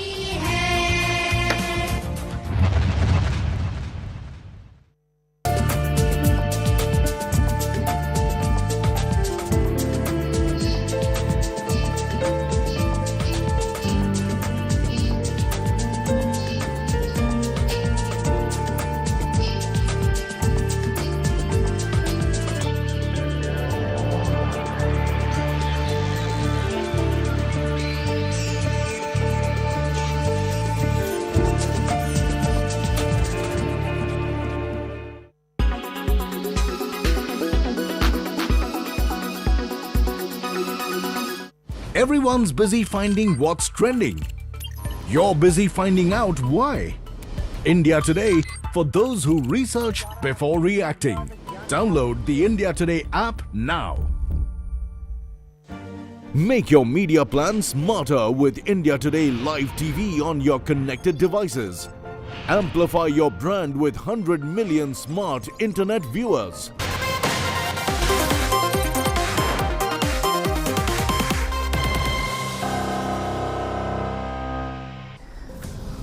Welcome back. Months to go for the Karnataka election. The Congress is upping the ante against the Bommai government. This time, they've launched a new campaign, which they've called Say CM, mounting pressure on Chief Minister Basavaraj Bommai to answer 50 questions that have been posed at the Karnataka government by the Congress.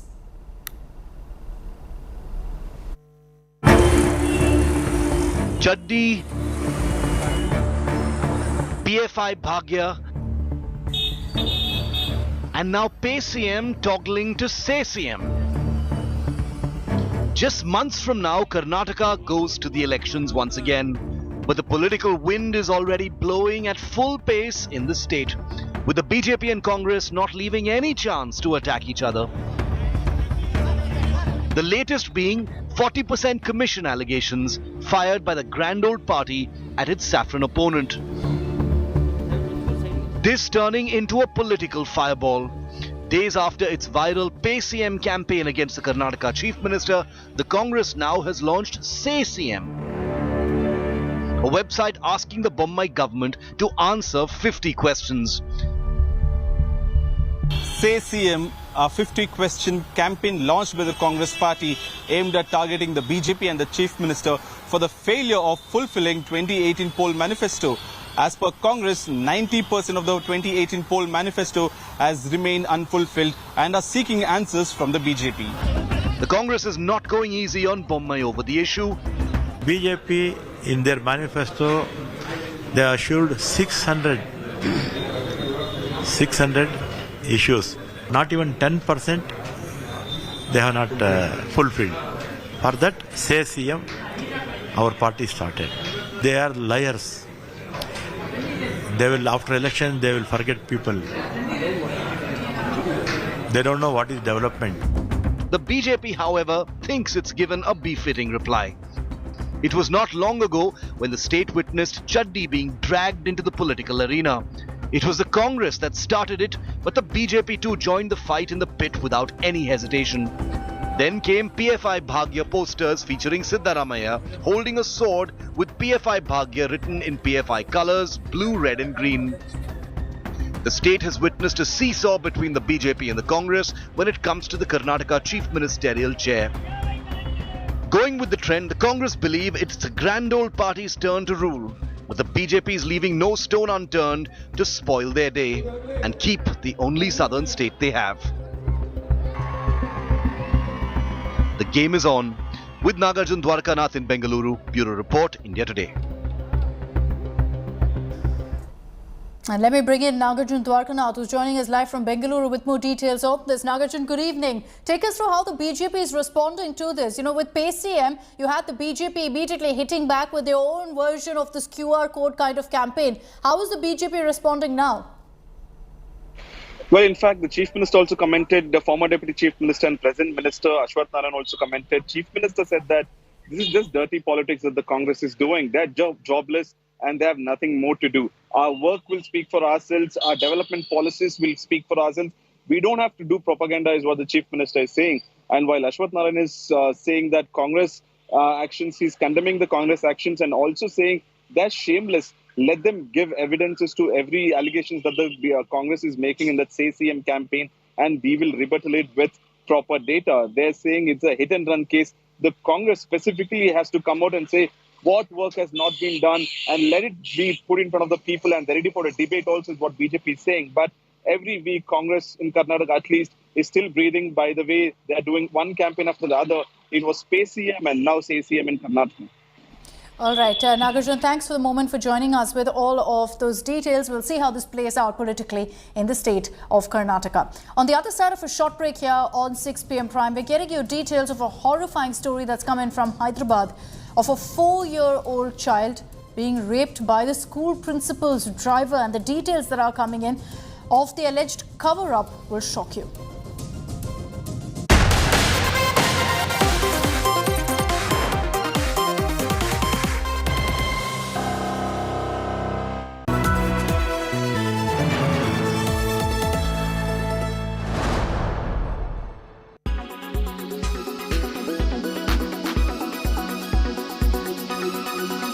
इस defence expo के दौरान सेना स्वदेशी अगर equipment की बात करें, किस तरह की इक्विपमेंट देख रही है, क्या फोकस एरिया है आपका? देखिए, डिफेंस एक्सपो के दौरान हमारे 3-4 मेन उद्देश्य है। सबसे पहला कि ये एक अच्छा मौका है, अच्छा अवसर है, जब आप भारतीय सेना का आगे जाते हुए क्या विज़न है और हमारी फ्यूचर रिक्वायरमेंट्स क्या है, ये हम इंडस्ट्री को बताना चाहते हैं। ये सबसे पहला मुद्दा है। दूसरा, ये और एक मौका है जहाँ पर हमारी जो नई टेक्नोलॉजीज़ या नीश टेक्नोलॉजीज़ हमारे देश में अवेलेबल है, उनको किस तरह से हम प्रैक्टिस में लाए या कैसे इम्प्लीमेंट करें। तीसरा, R&D के क्षेत्र में खास करके ये अच्छा मौका है जब R&D लोग जो R&D में इन्वॉल्व है और साथ में सेना, हम दोनों आपस में बातचीत करके उसमें जो कॉमन ग्राउंड है, क्या पोटेंशियल है, उसको कैसे आगे बढ़ाएं। इन तीनों चीज़ों के अलावा एक और अहम मुद्दा है जो कि सिनर्जी, डिफेंस इंडस्ट्री और सेना के बीच में किस तरह से हम सिनर्जी और अच्छी ले पाए, कैसे कोऑर्डिनेट कर पाए, एक दूसरे की रिक्वायरमेंट्स को कैसे जान पाए, तो ये भी हम इस 2-3 दिन के दौरान अचीव करना चाहेंगे। और अंत में, जैसे आपने आज सुना, इंडिया अफ्रीका डिफेंस डायलॉग भी इस डेफ एक्सपो के साथ साथ चल रहा है। तो मेरी समझ में ये अच्छा मौका है हमारे को डिफेंस कोऑपरेशन बाकी देशों के साथ, खास करके अफ्रीका के देशों के साथ, इनको कैसे आगे बढ़ाया जाए और उनकी जो रिक्वायरमेंट्स है, इक्विपमेंट या डिफेंस रिक्वायरमेंट्स, वो भी इस डेफ एक्सपो के ज़रिए प्राइवेट इंडस्ट्री के लिए भी मेरी समझ में एक अच्छा मौका है, ताकि वो भी उसमें भाग ले सके। ऐसे कौन से उपकरण हैं या फ्यूचर के हथियार हैं जो सेना मेक इन इंडिया के जरिए या हमारी लोकल इंडस्ट्री से लेना चाहती है? तो इसको मैं 2 हिस्सों में बताऊंगा। एक तो है जो हमारी कन्वेंशनल लड़ाई या कन्वेंशनल वॉरफेयर के लिए जो हमको कैपेबिलिटी ज़रूरत है, जिसमें कि आर्टिलरी गन्स है, कोई एयर डिफेंस गन्स है, हमारे स्मॉल आर्म्स एमुनेशन, तो ये हम एक कैटेगरी में देखना चाह रहे हैं। और दूसरी कैपेबिलिटी है जो कि grey zone warfare, grey zone में हम किस तरह से एक इफ़ेक्टिव तरीके से ऑपरेट कर पाए, उसके लिए एक अलग तरीके की कैपेबिलिटीज़ रिक्वायर्ड है, जिसमें कि आपके पास अनआर्म्ड एरियल व्हीकल्स है, ड्रोन सिस्टम्स है, काउंटर ड्रोन सिस्टम्स है। जो भी नॉन कॉन्टैक्ट वॉरफेयर के ज़रिए जो आता है, वो भी नई टेक्नोलॉजीज़, आर्टिफिशियल इंटेलिजेंस समझ लीजिए, मशीन लर्निंग, ये सब ग्रे जोन वॉरफेयर की जो कैपेबिलिटीज़ है, उसके लिए हमको हमारी ज़रूरत है। तो हम चाहते हैं कि डेफ एक्सपो के दौरान डिफेंस इंडस्ट्री के साथ इन तीनों 2-3 इलाकों में हम उनसे कोऑर्डिनेट करें और अच्छे नतीजे पाएँ।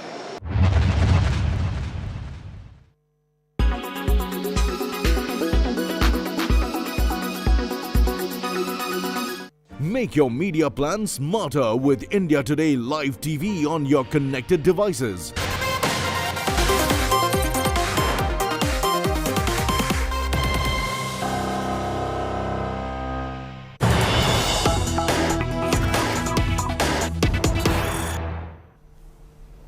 Let's get to breaking news coming in. The Bharat Jodo Yatra led by Rahul Gandhi is currently in Andhra Pradesh, and a war of words is broken out between the Congress and the ruling YSRCP. YSRCP MP Vijay Sai Reddy has targeted the Congress, accusing Rahul of backing the bifurcation of Andhra Pradesh, of undivided Andhra into Andhra and Telangana.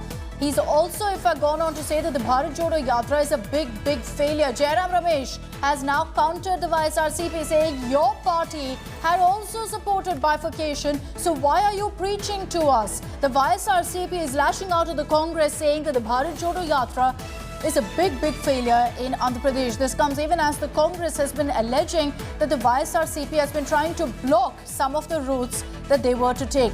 Rahul Gautam is joining us with more details on this. Rahul, get us up to speed with this latest showdown between YSRCP and Congress.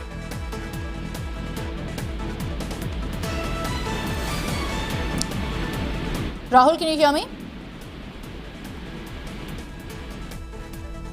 I don't think Rahul is connected with us. We'll go across to him in just a bit. But this is the latest war of words that's broken out. Even as the Bharat Jodo Yatra has entered into Andhra Pradesh, the YSRCP sniping at the Congress has said that they were for the bifurcation of Andhra into Telangana and Andhra. Remember that it was in fact during the UPA government that it got passed as well in Parliament. But the Congress has said back, saying very publicly, and Jairam Ramesh taking to Twitter to say that YSRCP also very clearly was on the side of bifurcation, that they were for the same. So what are you talking about? The Congress and YSRCP at it now over bifurcation.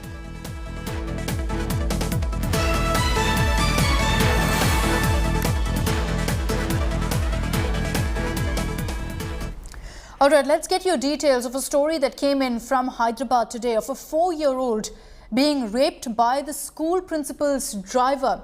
Now, the parents claim that their child was raped for 2 straight months. Her parents got to know about this when they observed clear changes in her behavior. This incident took place in Banjara Hills in a private school where she was raped by the driver. The accused has been identified as Rajni Kumar. Locals staged a protest. The parents of the girl were seen thrashing the accused driver badly and sought strict action against him. They also demanded sacking of the school principal because there are serious questions here being asked of the management of the principal and whether they clearly ignored all the signs of guilt and the driver's involvement. The cops have filed a case against the driver. He's now been sent to judicial custody. This driver allegedly often used to trouble children. Many children were afraid of him, and despite that, no action was taken. This person, let me remind you, is the driver of the school principal.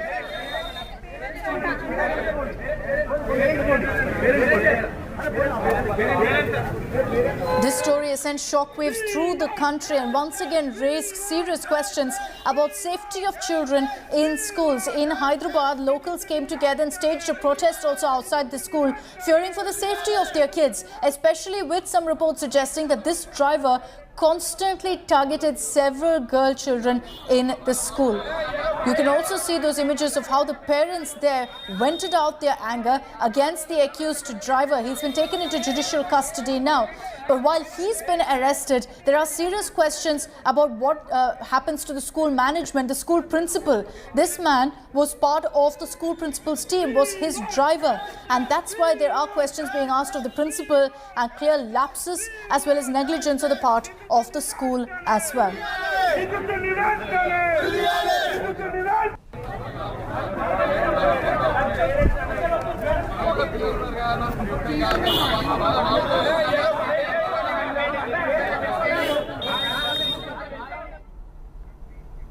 Let's move on to some other stories also that we're tracking this evening. The report on the Thoothukudi police firing has slammed Rajnikant for making baseless remarks without citing proper sources. This is essentially referring to a comment that Rajni had made soon after the violence broke out in Tuticorin, where he claimed that anti-social elements had intruded, attacked police and triggered all of the violence that we saw, which led ultimately to the death of 13 people. Now, this particular commission has questioned why Rajnikant made such a baseless comment. A violent clash that India will never forget. The 2018 Sterlite protest in Tamil Nadu's Thoothukudi. In May 2018, 13 people were killed in police firing on the 100th day of protest against Sterlite copper smelter factory. And now retired Judge Aruna Jagadisan, who was leading an inquiry into this protest, has submitted her report. Besides identifying several discrepancies in orders issued by the state machinery to open fire at protesters, the commission report also makes a mention of this comment by Rajnikant. In the problem start the police and the Samuga police Adchanga. Apple problem start. ಕಾಂತರು uniform ಅಲ್ಲಿ ಯಾರು ನಡೆಸ ಕೂಡ ಎಪ್ಪೋ ಉತ್ತಮ ಮಾಟೇಗ ನಾನು okay ಬೇರೆ ಅದು ಕೇಳ್ತಿರ್ಕ. After attacking the police and questioning them for brutally attacking protesters, Rajni then made a complete U-turn, claiming anti-social elements had seeped into the stir and triggered violence. 10 days after the police firing, Rajnikant visited Thoothukudi. Before leaving, he said this happened because of police brutality, but after returning, Talaivar completely changed, claiming only because of anti-social elements intrusion all this occurred. When asked multiple times how does Rajnikant knew about anti-social elements intrusion, he said, I know, and he even lost a temper. Now, Aruna Jagdishan report claims that when it was asked about his comment, Rajnikant couldn't provide a direct answer and also said that a man of his stature should not react on the spur of a moment. The report's scathing remarks on Rajni comes after the superstar also had deposed before the committee, where he confirmed he had no evidence to back his claim that anti-social elements had infiltrated the Sterlite protest. Besides pulling up Rajni, the commission also pulled up the Thoothukudi collector and cops, saying the firing was unprovoked and recommended action against officials. The panel, backing more compensation for the families of the 13 people who died, held the then district collector, police officers and deputy tahsildars responsible and recommended action against them. The panel report not only brings closure to one of the darkest chapters in Tamil Nadu, but has also left superstar Rajnikant red-faced for his angry outburst over the violence and firing. With Pramod Madhav, Bureau Report, India Today. Now, in a mega push to the defence sector, Prime Minister Modi inaugurated the 12th edition of the Def Expo 2022 in Gandhinagar. Now, whilst launching the new Indian Air Force base at Disa, Prime Minister Modi made it a point to hit out repeatedly at the Congress, at the UPA government for causing a delay in building this airbase.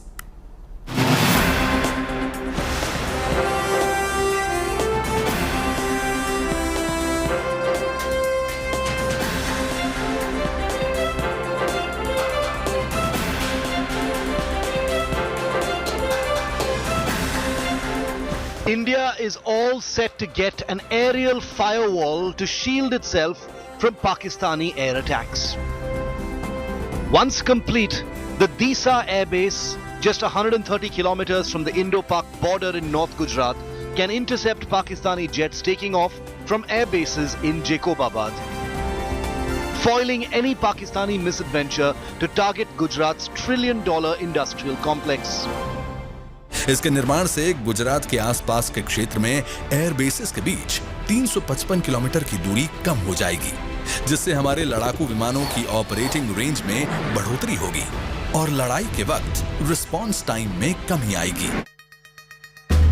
Laying the foundation stone of the airbase today in pole-bound Gujarat's Banaskantha district, Prime Minister Narendra Modi launched a big attack on the Congress-led UPA government, accusing it of stalling the crucial airbase for 14 long years, despite a nod by the Vajpayee government way back in 2000.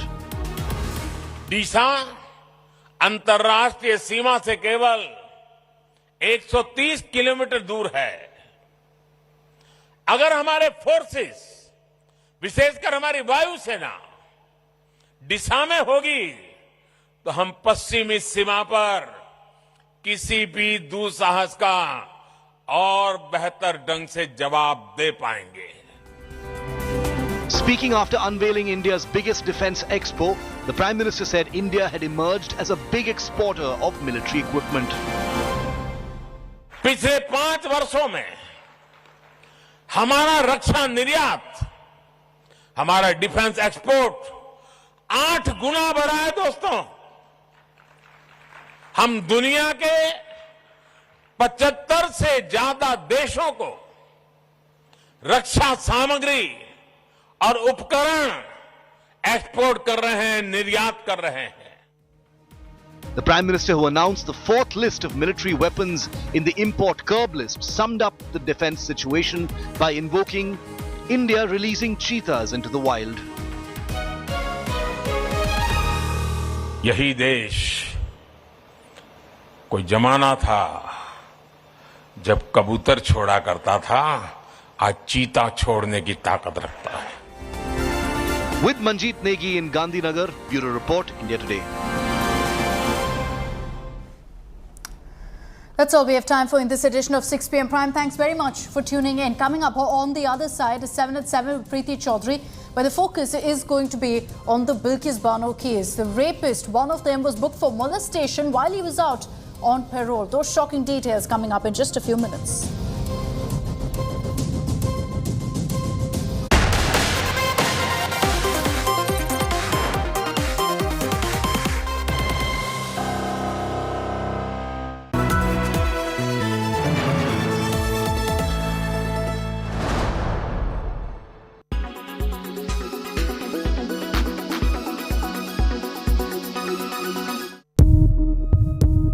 It's a resurgence powered by new launches, by fresh optimism amongst the consumers, by a pent-up demand generated by 2 years of lockdowns. New cars are flying off the shelves as consumers return to the market with a vengeance. The Navratri this year has already been the best ever for the auto industry, and analysts are expecting the same from the full festive season. What's more, this year from January to September has seen the auto industry set new records. Sales in the first 9 months of this calendar year have surpassed the previous record set in the pre-COVID era of 2018. After the dip in 2020, a slew of factors have ensured a new high for passenger vehicles this year. And with 3 more months to go, 2022 is on track to be the best year ever for the auto industry. What is interesting is the clear shift towards SUVs in the Indian market, with manufacturers like Tata, Citroën and Renault launching micro SUVs like the Punch, C3 and Kiger. Buyers have more options at small car prices and are choosing to buy the more aggressive-looking SUVs. It also helps that these vehicles with higher ground clearances are more suited to travel in the hinterland. This craze for SUVs have made them more popular than the traditionally lower-priced hatchbacks. This year, SUVs have overtaken hatchbacks for the first time. Interesting, this SUV mania has seen the Maruti Alto, the number 1 selling car for 15 straight years, fall to number 6 position. There's been a sea change in the market share of car manufacturers as well. Maruti's decision to exit the diesel market and the dearth of SUVs in its portfolio has seen its market share fall from 50% it held a few years ago. This year, in the first 9 months, Maruti's market share fell to 42%, down 2% over the last year. Hyundai has also a 2.6% market share as well. The big gainers, Tata and Mahindra, riding high on their SUV fleet. The figures for next year, 2023, are expected to be more interesting. Maruti's re-entry into the high-volume mid-SUV market with the Vitara Brezza and the increasing popularity of EVs will blaze completely new trend lines. Bureau Report, Business Today.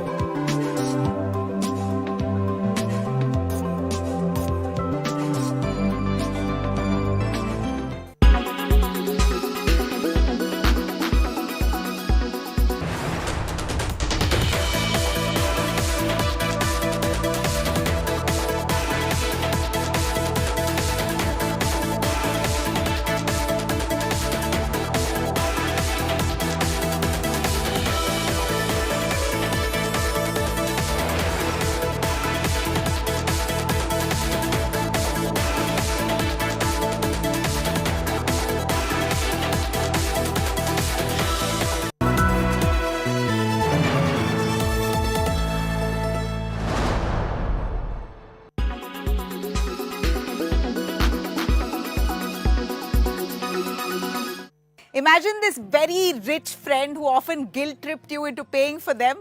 Well, this is the same rich friend who otherwise would spend exorbitant amounts of money into their lavish lifestyle, but every time when it comes to going out with you, then they would remember on how they've got to save money and make you spend for them. Is it fair for your rich friends to piggyback on your limited resources? No, right? Well, this is exactly what rich nations are doing with less wealthy ones when it comes to carbon emission penalties. Experts call this carbon colonialism.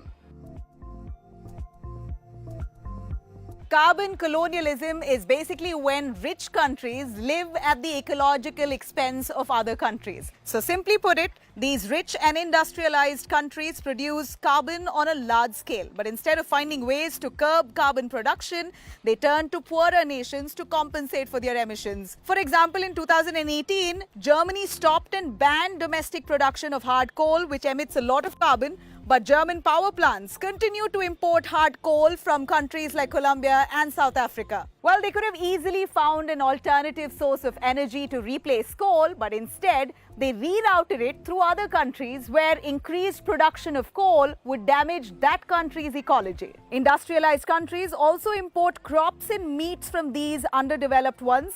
These underdeveloped countries end up clearing their rich forests for more land to grow crops or rear cattle because they need foreign exchange. Brazil and Indonesia are two big examples who are victims to this trade.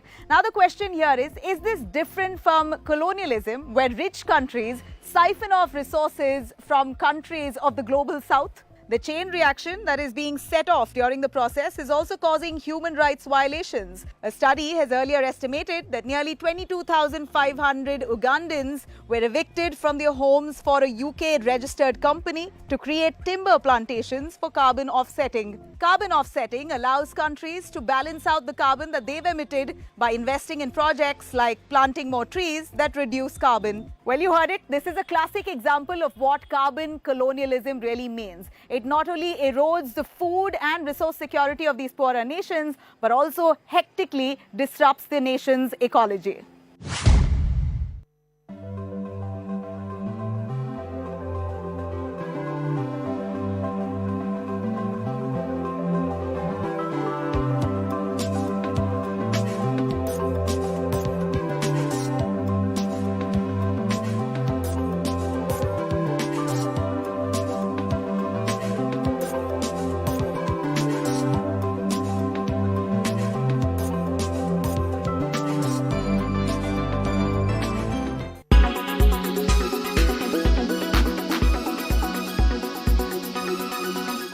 Everyone's busy finding what's trending. You're busy finding out why. India Today, for those who research before reacting. Download the India Today app now. Co-powered by the all-new HP Spectre. In association with SBI Home Loans. Audi e-tron. Hetic Fittings. Make your furniture work beautifully. Tata Intra V50.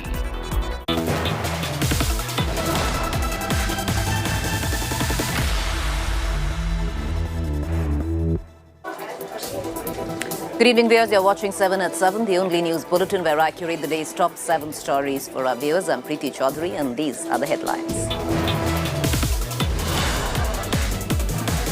Mallikarjun Kharge becomes the new Congress president, receives 7,897 votes, whereas Tharoor manages a meager 1,072 votes.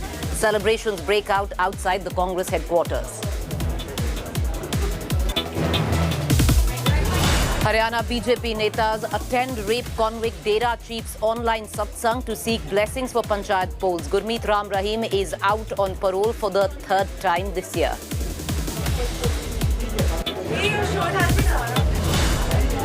Bilkis Banu rapist was booked for molestation while he was out on parole. India Today has learned that the 11 convicts spent over 900 days out of jail. Big controversy in Telangana now over a Hindu woman being asked to remove Mangal Sutra before appearing for state exams. Women wearing burqa were allowed in.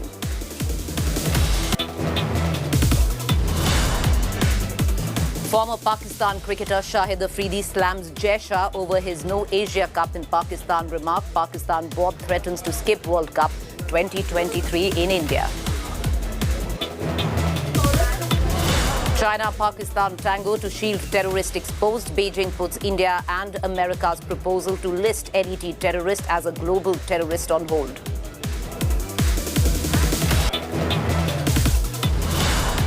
The rupee crosses the 83 barrier, closes at 83.02 to a dollar for the first time, plunges 66 paisa against the surging dollar.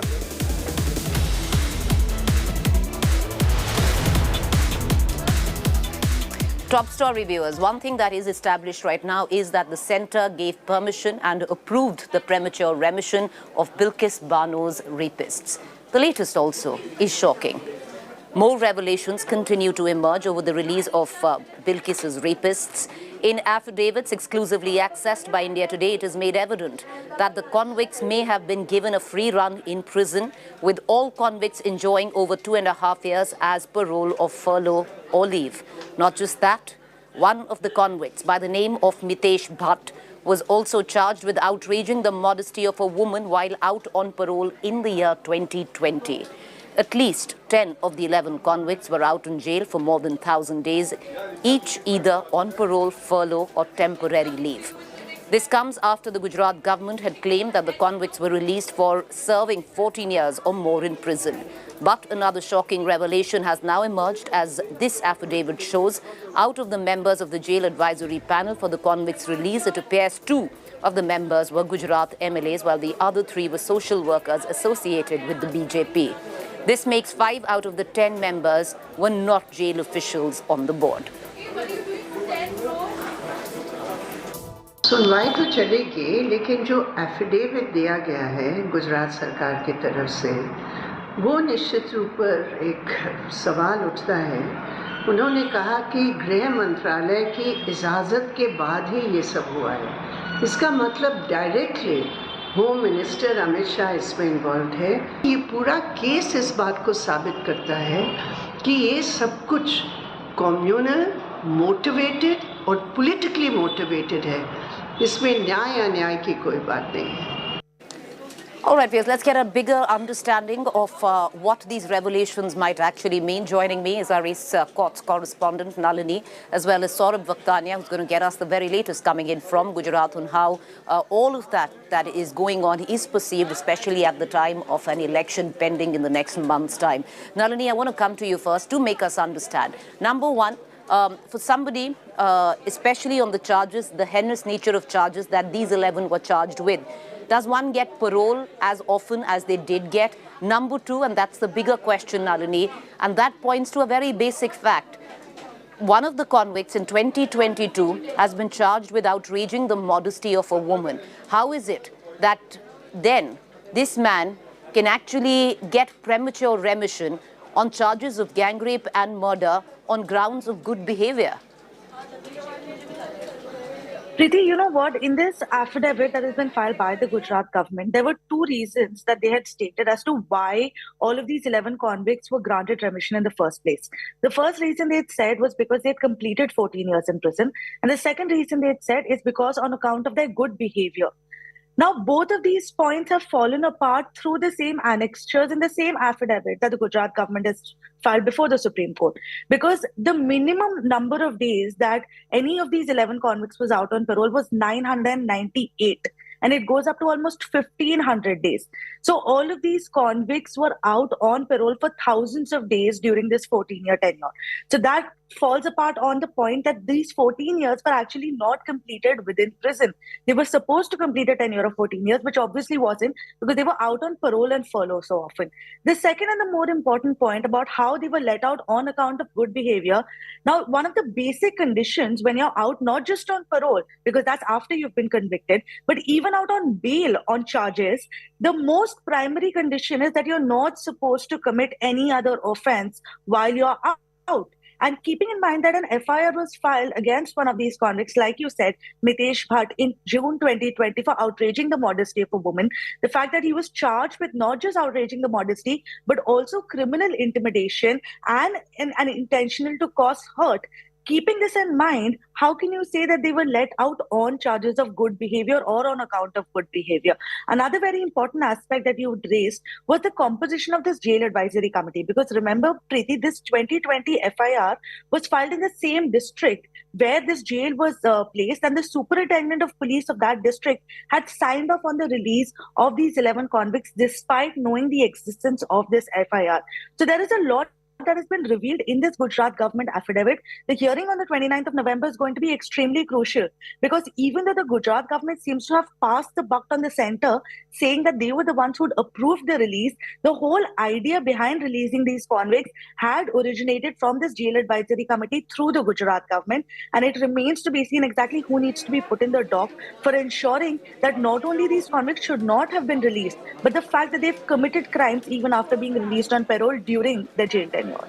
Nalini, thank you for joining us and giving us that update and breaking it down legally on what it might mean. But what does it mean politically, viewers? Gujarat goes to elections in a month's time. Nalini just laid it down. 29th November is when a clutch of pleas challenging the premature remission of these 11 convicts would be heard by the Supreme Court.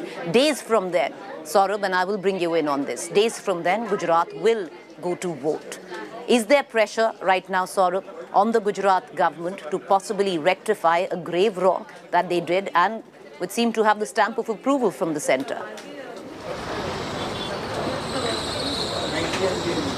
Well, Preeti, definitely they are on back foot, because since the time the release of all the 11 convicts, let me tell you, the government has not spoken a single time on record.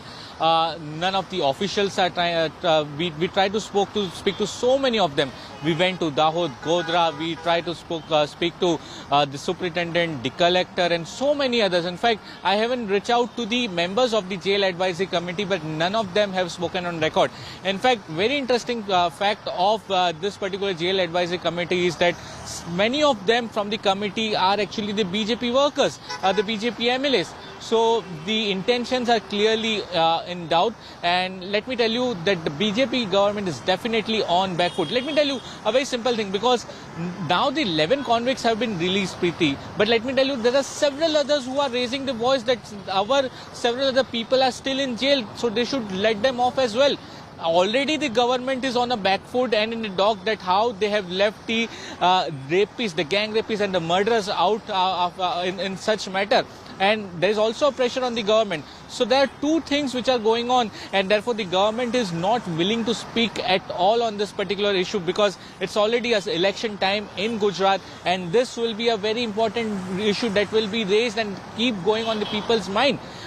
Second thing about this particular release, let me tell you that the Bilkis Bano family is all the time saying that why they were not consulted before leaving all of them. Clearly, the affidavit says that. And also, when I visited Randikpur, where all the 11 convicts are based, the people over there are also saying that if these 11 convicts come back to the village, because right now they are not in the village, they are not staying in the village. But if they come back to the village, there is a threat to them, and they should not be let off. This gives a very bad message to the society. Right. So overall, politically, this is a very important issue which will be raised during the Gujarat Assembly election, and the Gujarat government will definitely come out with some strong answers. Well, there is stunning silence, at least right now, where the Gujarat government is concerned, but it's not just the Gujarat government or the Bharatiya Janata Party. Other than the Congress, any political party, be it the Aam Aadmi Party, who's trying to make inroads into poll-bound Gujarat, are completely silent on a highly explosive yet communal issue. Will the 29th of November, when the Supreme Court will hear the plea challenging the early remission of these 11 convicts, have any bearing? Because days after that, viewers, and literally days after 29th November, the state of Gujarat should go to polls in two phases, because in all probability the results are on the 8th of December. So it would be around that time that Gujarat would be going to polls. Will the Gujarat government come out and maybe reassess, recalibrate on its response? Till now it's said nothing. Trust India Today to keep a keen eye on all developments there. Meanwhile, I want to quickly shift focus to the other big developing story that we are tracking, and that's not very far from the story that we have been tracking of Bilkis Bano. Similar but yet different. Ram Rahim, the man who's been charged for rape and murder as well, is also now out on parole. Convicted of rape and murder, Dera Chief Gurmeet Ram Rahim is out on parole for the third time this year And while this convicted rapist got a hero's welcome after his release, what's triggered outrage now is BJP netas not just attending his satsang but also seeking his blessings. Karnal Mayor Renu Balagupta, Deputy Mayor Naveen Kumar, Senior Deputy Mayor Rajesh Aggi joined Ram Rahim's online satsang. They sought his blessings and even invited him to Karnal. Meanwhile, Haryana Home Minister Anil Vij has distanced himself from the incident, saying the meet has nothing to do with the upcoming Adampur elections. Many are also questioning the timing of the Dera chief's parole. He's been granted parole for 40 days by the Manohar Lal Khattar government. Dera chief claimed to have a massive following in the state of Haryana. His parole comes at a time when the state is set to witness panchayat elections and a crucial bypoll in Adampur. Mayor Renu Bala Gupta Karnal से अभी बात कर रहे हैं। हाँ बेटा करवाइए। धन धन सतगुरु तेरा ही आसरा। आशीर्वाद बेटा, बहुत स्वागत बेटा जी। पिताजी आपका आशीर्वाद बना रहे। जी बेटा। और पहले भी आप करनाल आए थे और स्वच्छता का जो संदेश आपने दिया था उससे करनाल आगे बढ़ा है और आगे भी आप आकर करनाल को आगे बढ़ाएं। जी। स्वच्छता का जो संदेश देगी फिर से सबको आशीर्वाद दे। जी बेटा, जी बेटा। मनमर्जी नहीं करनी, भगदड़ नहीं करनी। सो ये आप जरूर मानिएगा हमारी बात। हमेशा मानते हैं, हमें गर्व है आप लोगों पे, हमारे बच्चों पे बहुत गर्व है। सो परमपिता परमात्मा और बहुत ज़्यादा खुशियाँ दे आपको। सो आपके दर्शनों के लिए यहाँ पे आ गए हैं, तो दर्शन चलते रहेंगे, बातें होती रहेंगी, सारी बातें करेंगे आपसे, लेकिन आपने माननी है। पैरोल एक आदमी जो अंडर क्राइम में अंदर है, उसने अपनी इच्छा से, जब उसकी इच्छा मान लो जो एक सिस्टम है उस टाइम उन्हें पैरोल के लिए लगाई, अर्जी लगाई, वो पैरोल एक्सेप्ट होगी। तो इसमें ऐसा भी हो सकता है कि दिवाली के नाम की वजह से पैरोल लगाई हो, कोई आदमी अपने परिवार में आके वो कर ले, तो जरूरी नहीं है कि पैरोल उसके सिर्फ इलेक्शन के लिए दिया। तो लोग सवाल जरूर पूछेंगे कि बाबा राम रहीम के ऊपर कहीं गंभीर आरोप हैं, रेप जैसे आरोप हैं, हत्या के आरोप हैं, और अब पैरोल पर बाहर आए हुए हैं और सभी बीजेपी के ही लीडर्स वहाँ पर दर्शन करने क्यों जा रहे हैं? क्या बाबा का कोई चुनावी कनेक्शन भी है पैरोल से जुड़ा हुआ? नहीं, ऐसी कोई बात नहीं है। हमें तो जो हमारे को तो जो मेरे जो वार्ड के लोग हैं वहाँ पे काफ़ी लोग रहते हैं जो बाबा जी से जुड़े हुए हैं, तो वो उन लोगों ने मुझे बुलाया था वहाँ ऑफिस में आकर कि आपने ज़रूर आना है। उसमें हम गए सामाजिक उस दायरे में। हाँ, उन्होंने वहाँ लंगर वगैरह का कार्यक्रम रखा हुआ था, तो उन लोगों ने हमें बुलाया था, तो इसलिए हम गए। I have nothing to do with this. इसका क्या मतलब है इस बात से, आप मुझे बताइए। अगर करनाल का कोई व्यक्ति कि उसकी बाबा में पहले ही आस्था रही होगी और वो अवसर मिल गया, लोगों को मिलने दे रहे हैं और वो भी मिलने चला गया, इसका बताइए आप मेरे को। आदमपुर चुनाव से करनाल के आदमी का क्या ताल्लुक है? Adampur viewers goes to election in just the next few days, and why is it important? By-elections in Haryana, huge following for a set of community which has been following the Dera Sacha Sauda. So it's interesting, the timing of parole and the timing of the by-elections. Moving on right now, viewers, getting you the latest coming in from Hyderabad, a shocking story coming in from the city of Hyderabad involving rape by a school principal's driver. Parents claim that their 4-year-old child was raped for 2 straight months. Her parents got to know about the horror when they observed change in her behavior. The incident took place in Banjara Hills Private School, where she was raped by driver Rajni Kumar. Local staged protests and a 4-year-old parents thrashed the accused driver badly and sought strict action against him. They also demanded sacking of the school's principal. Cops have filed a case against the driver, and he has been sent to judicial custody. This wasn't the first time. The driver often used the cause trouble to the children. Many kids were already afraid of him.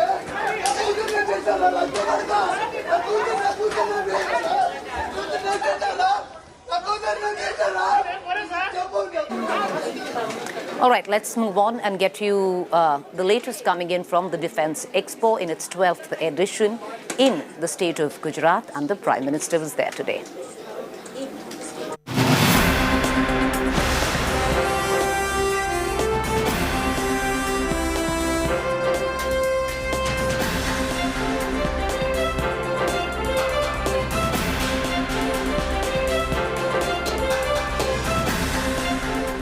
India is all set to get an aerial firewall to shield itself from Pakistani air attacks.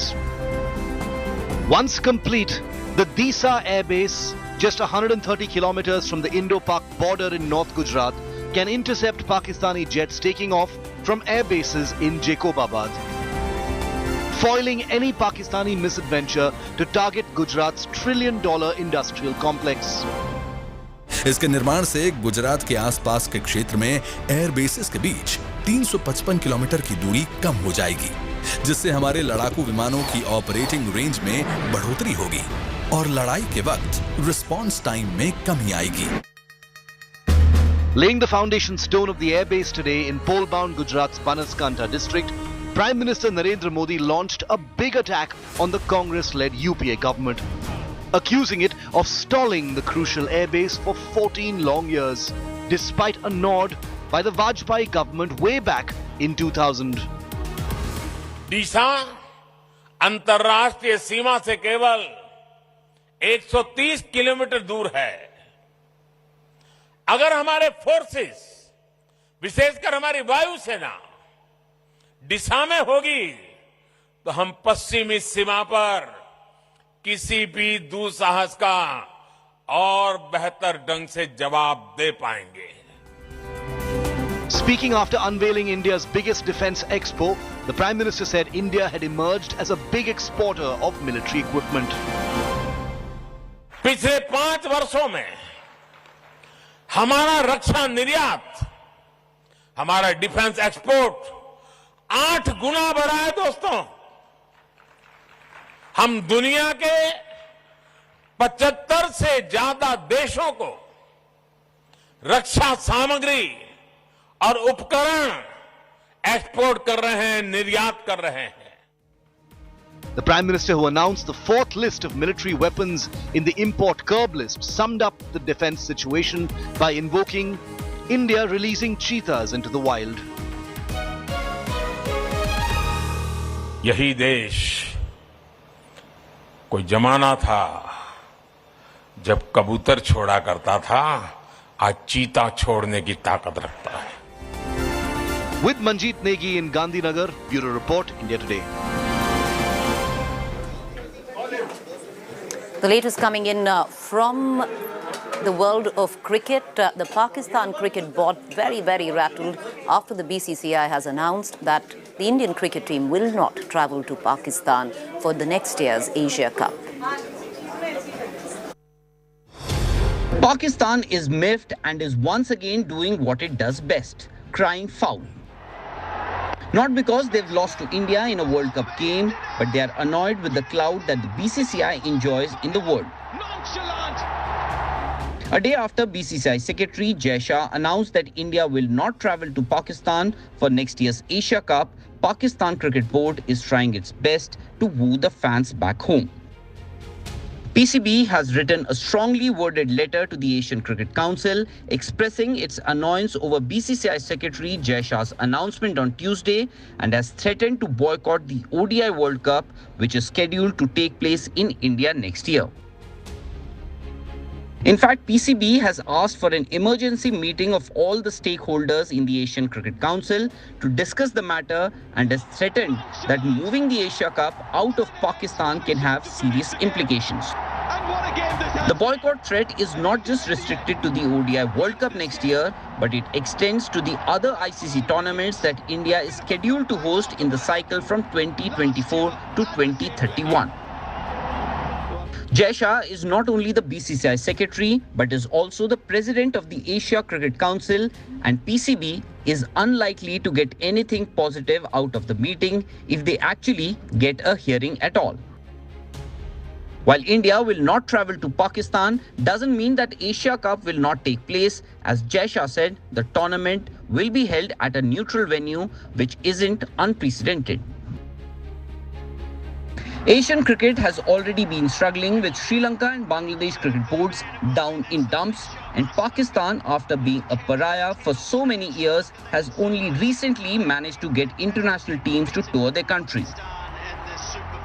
PCB is well aware of its status in comparison to the BCCI, and Ramiz Raja, the chairman of the PCB, is only playing to the galleries to get some support from his countrymen. When the time comes, the bluff will be called next year and the Asia Cup will be held at a neutral venue in Pakistan, will travel to India for the ODI World Cup, as has always been the case. Sports Bureau, India Today. I'm going to go into a quick break. You stay with me. On the other side is our fact check segment.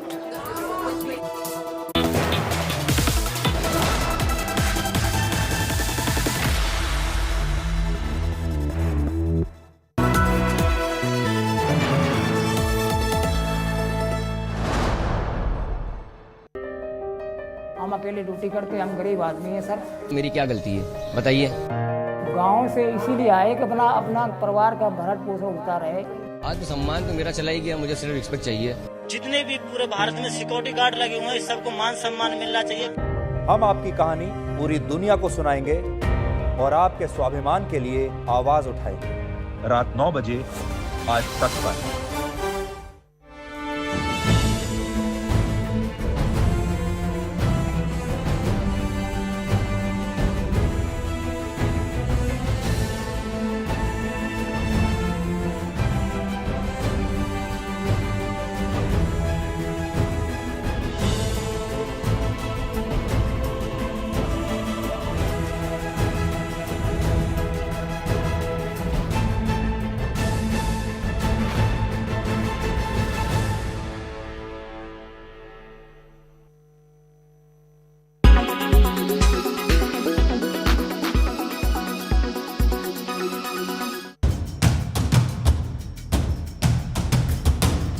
Years after the death of former Tamil Nadu Chief Minister Jayalalitha, a judicial panel has submitted its report on the treatment given to the AIADMK Supremo. The Arumuga Swamy Commission has recommended a probe against Jayalalitha's closest confidant for decades, V.K. Sasikala. Reacting to the panel report, Sasikala refuted all allegations and said that she is ready to face inquiry. The four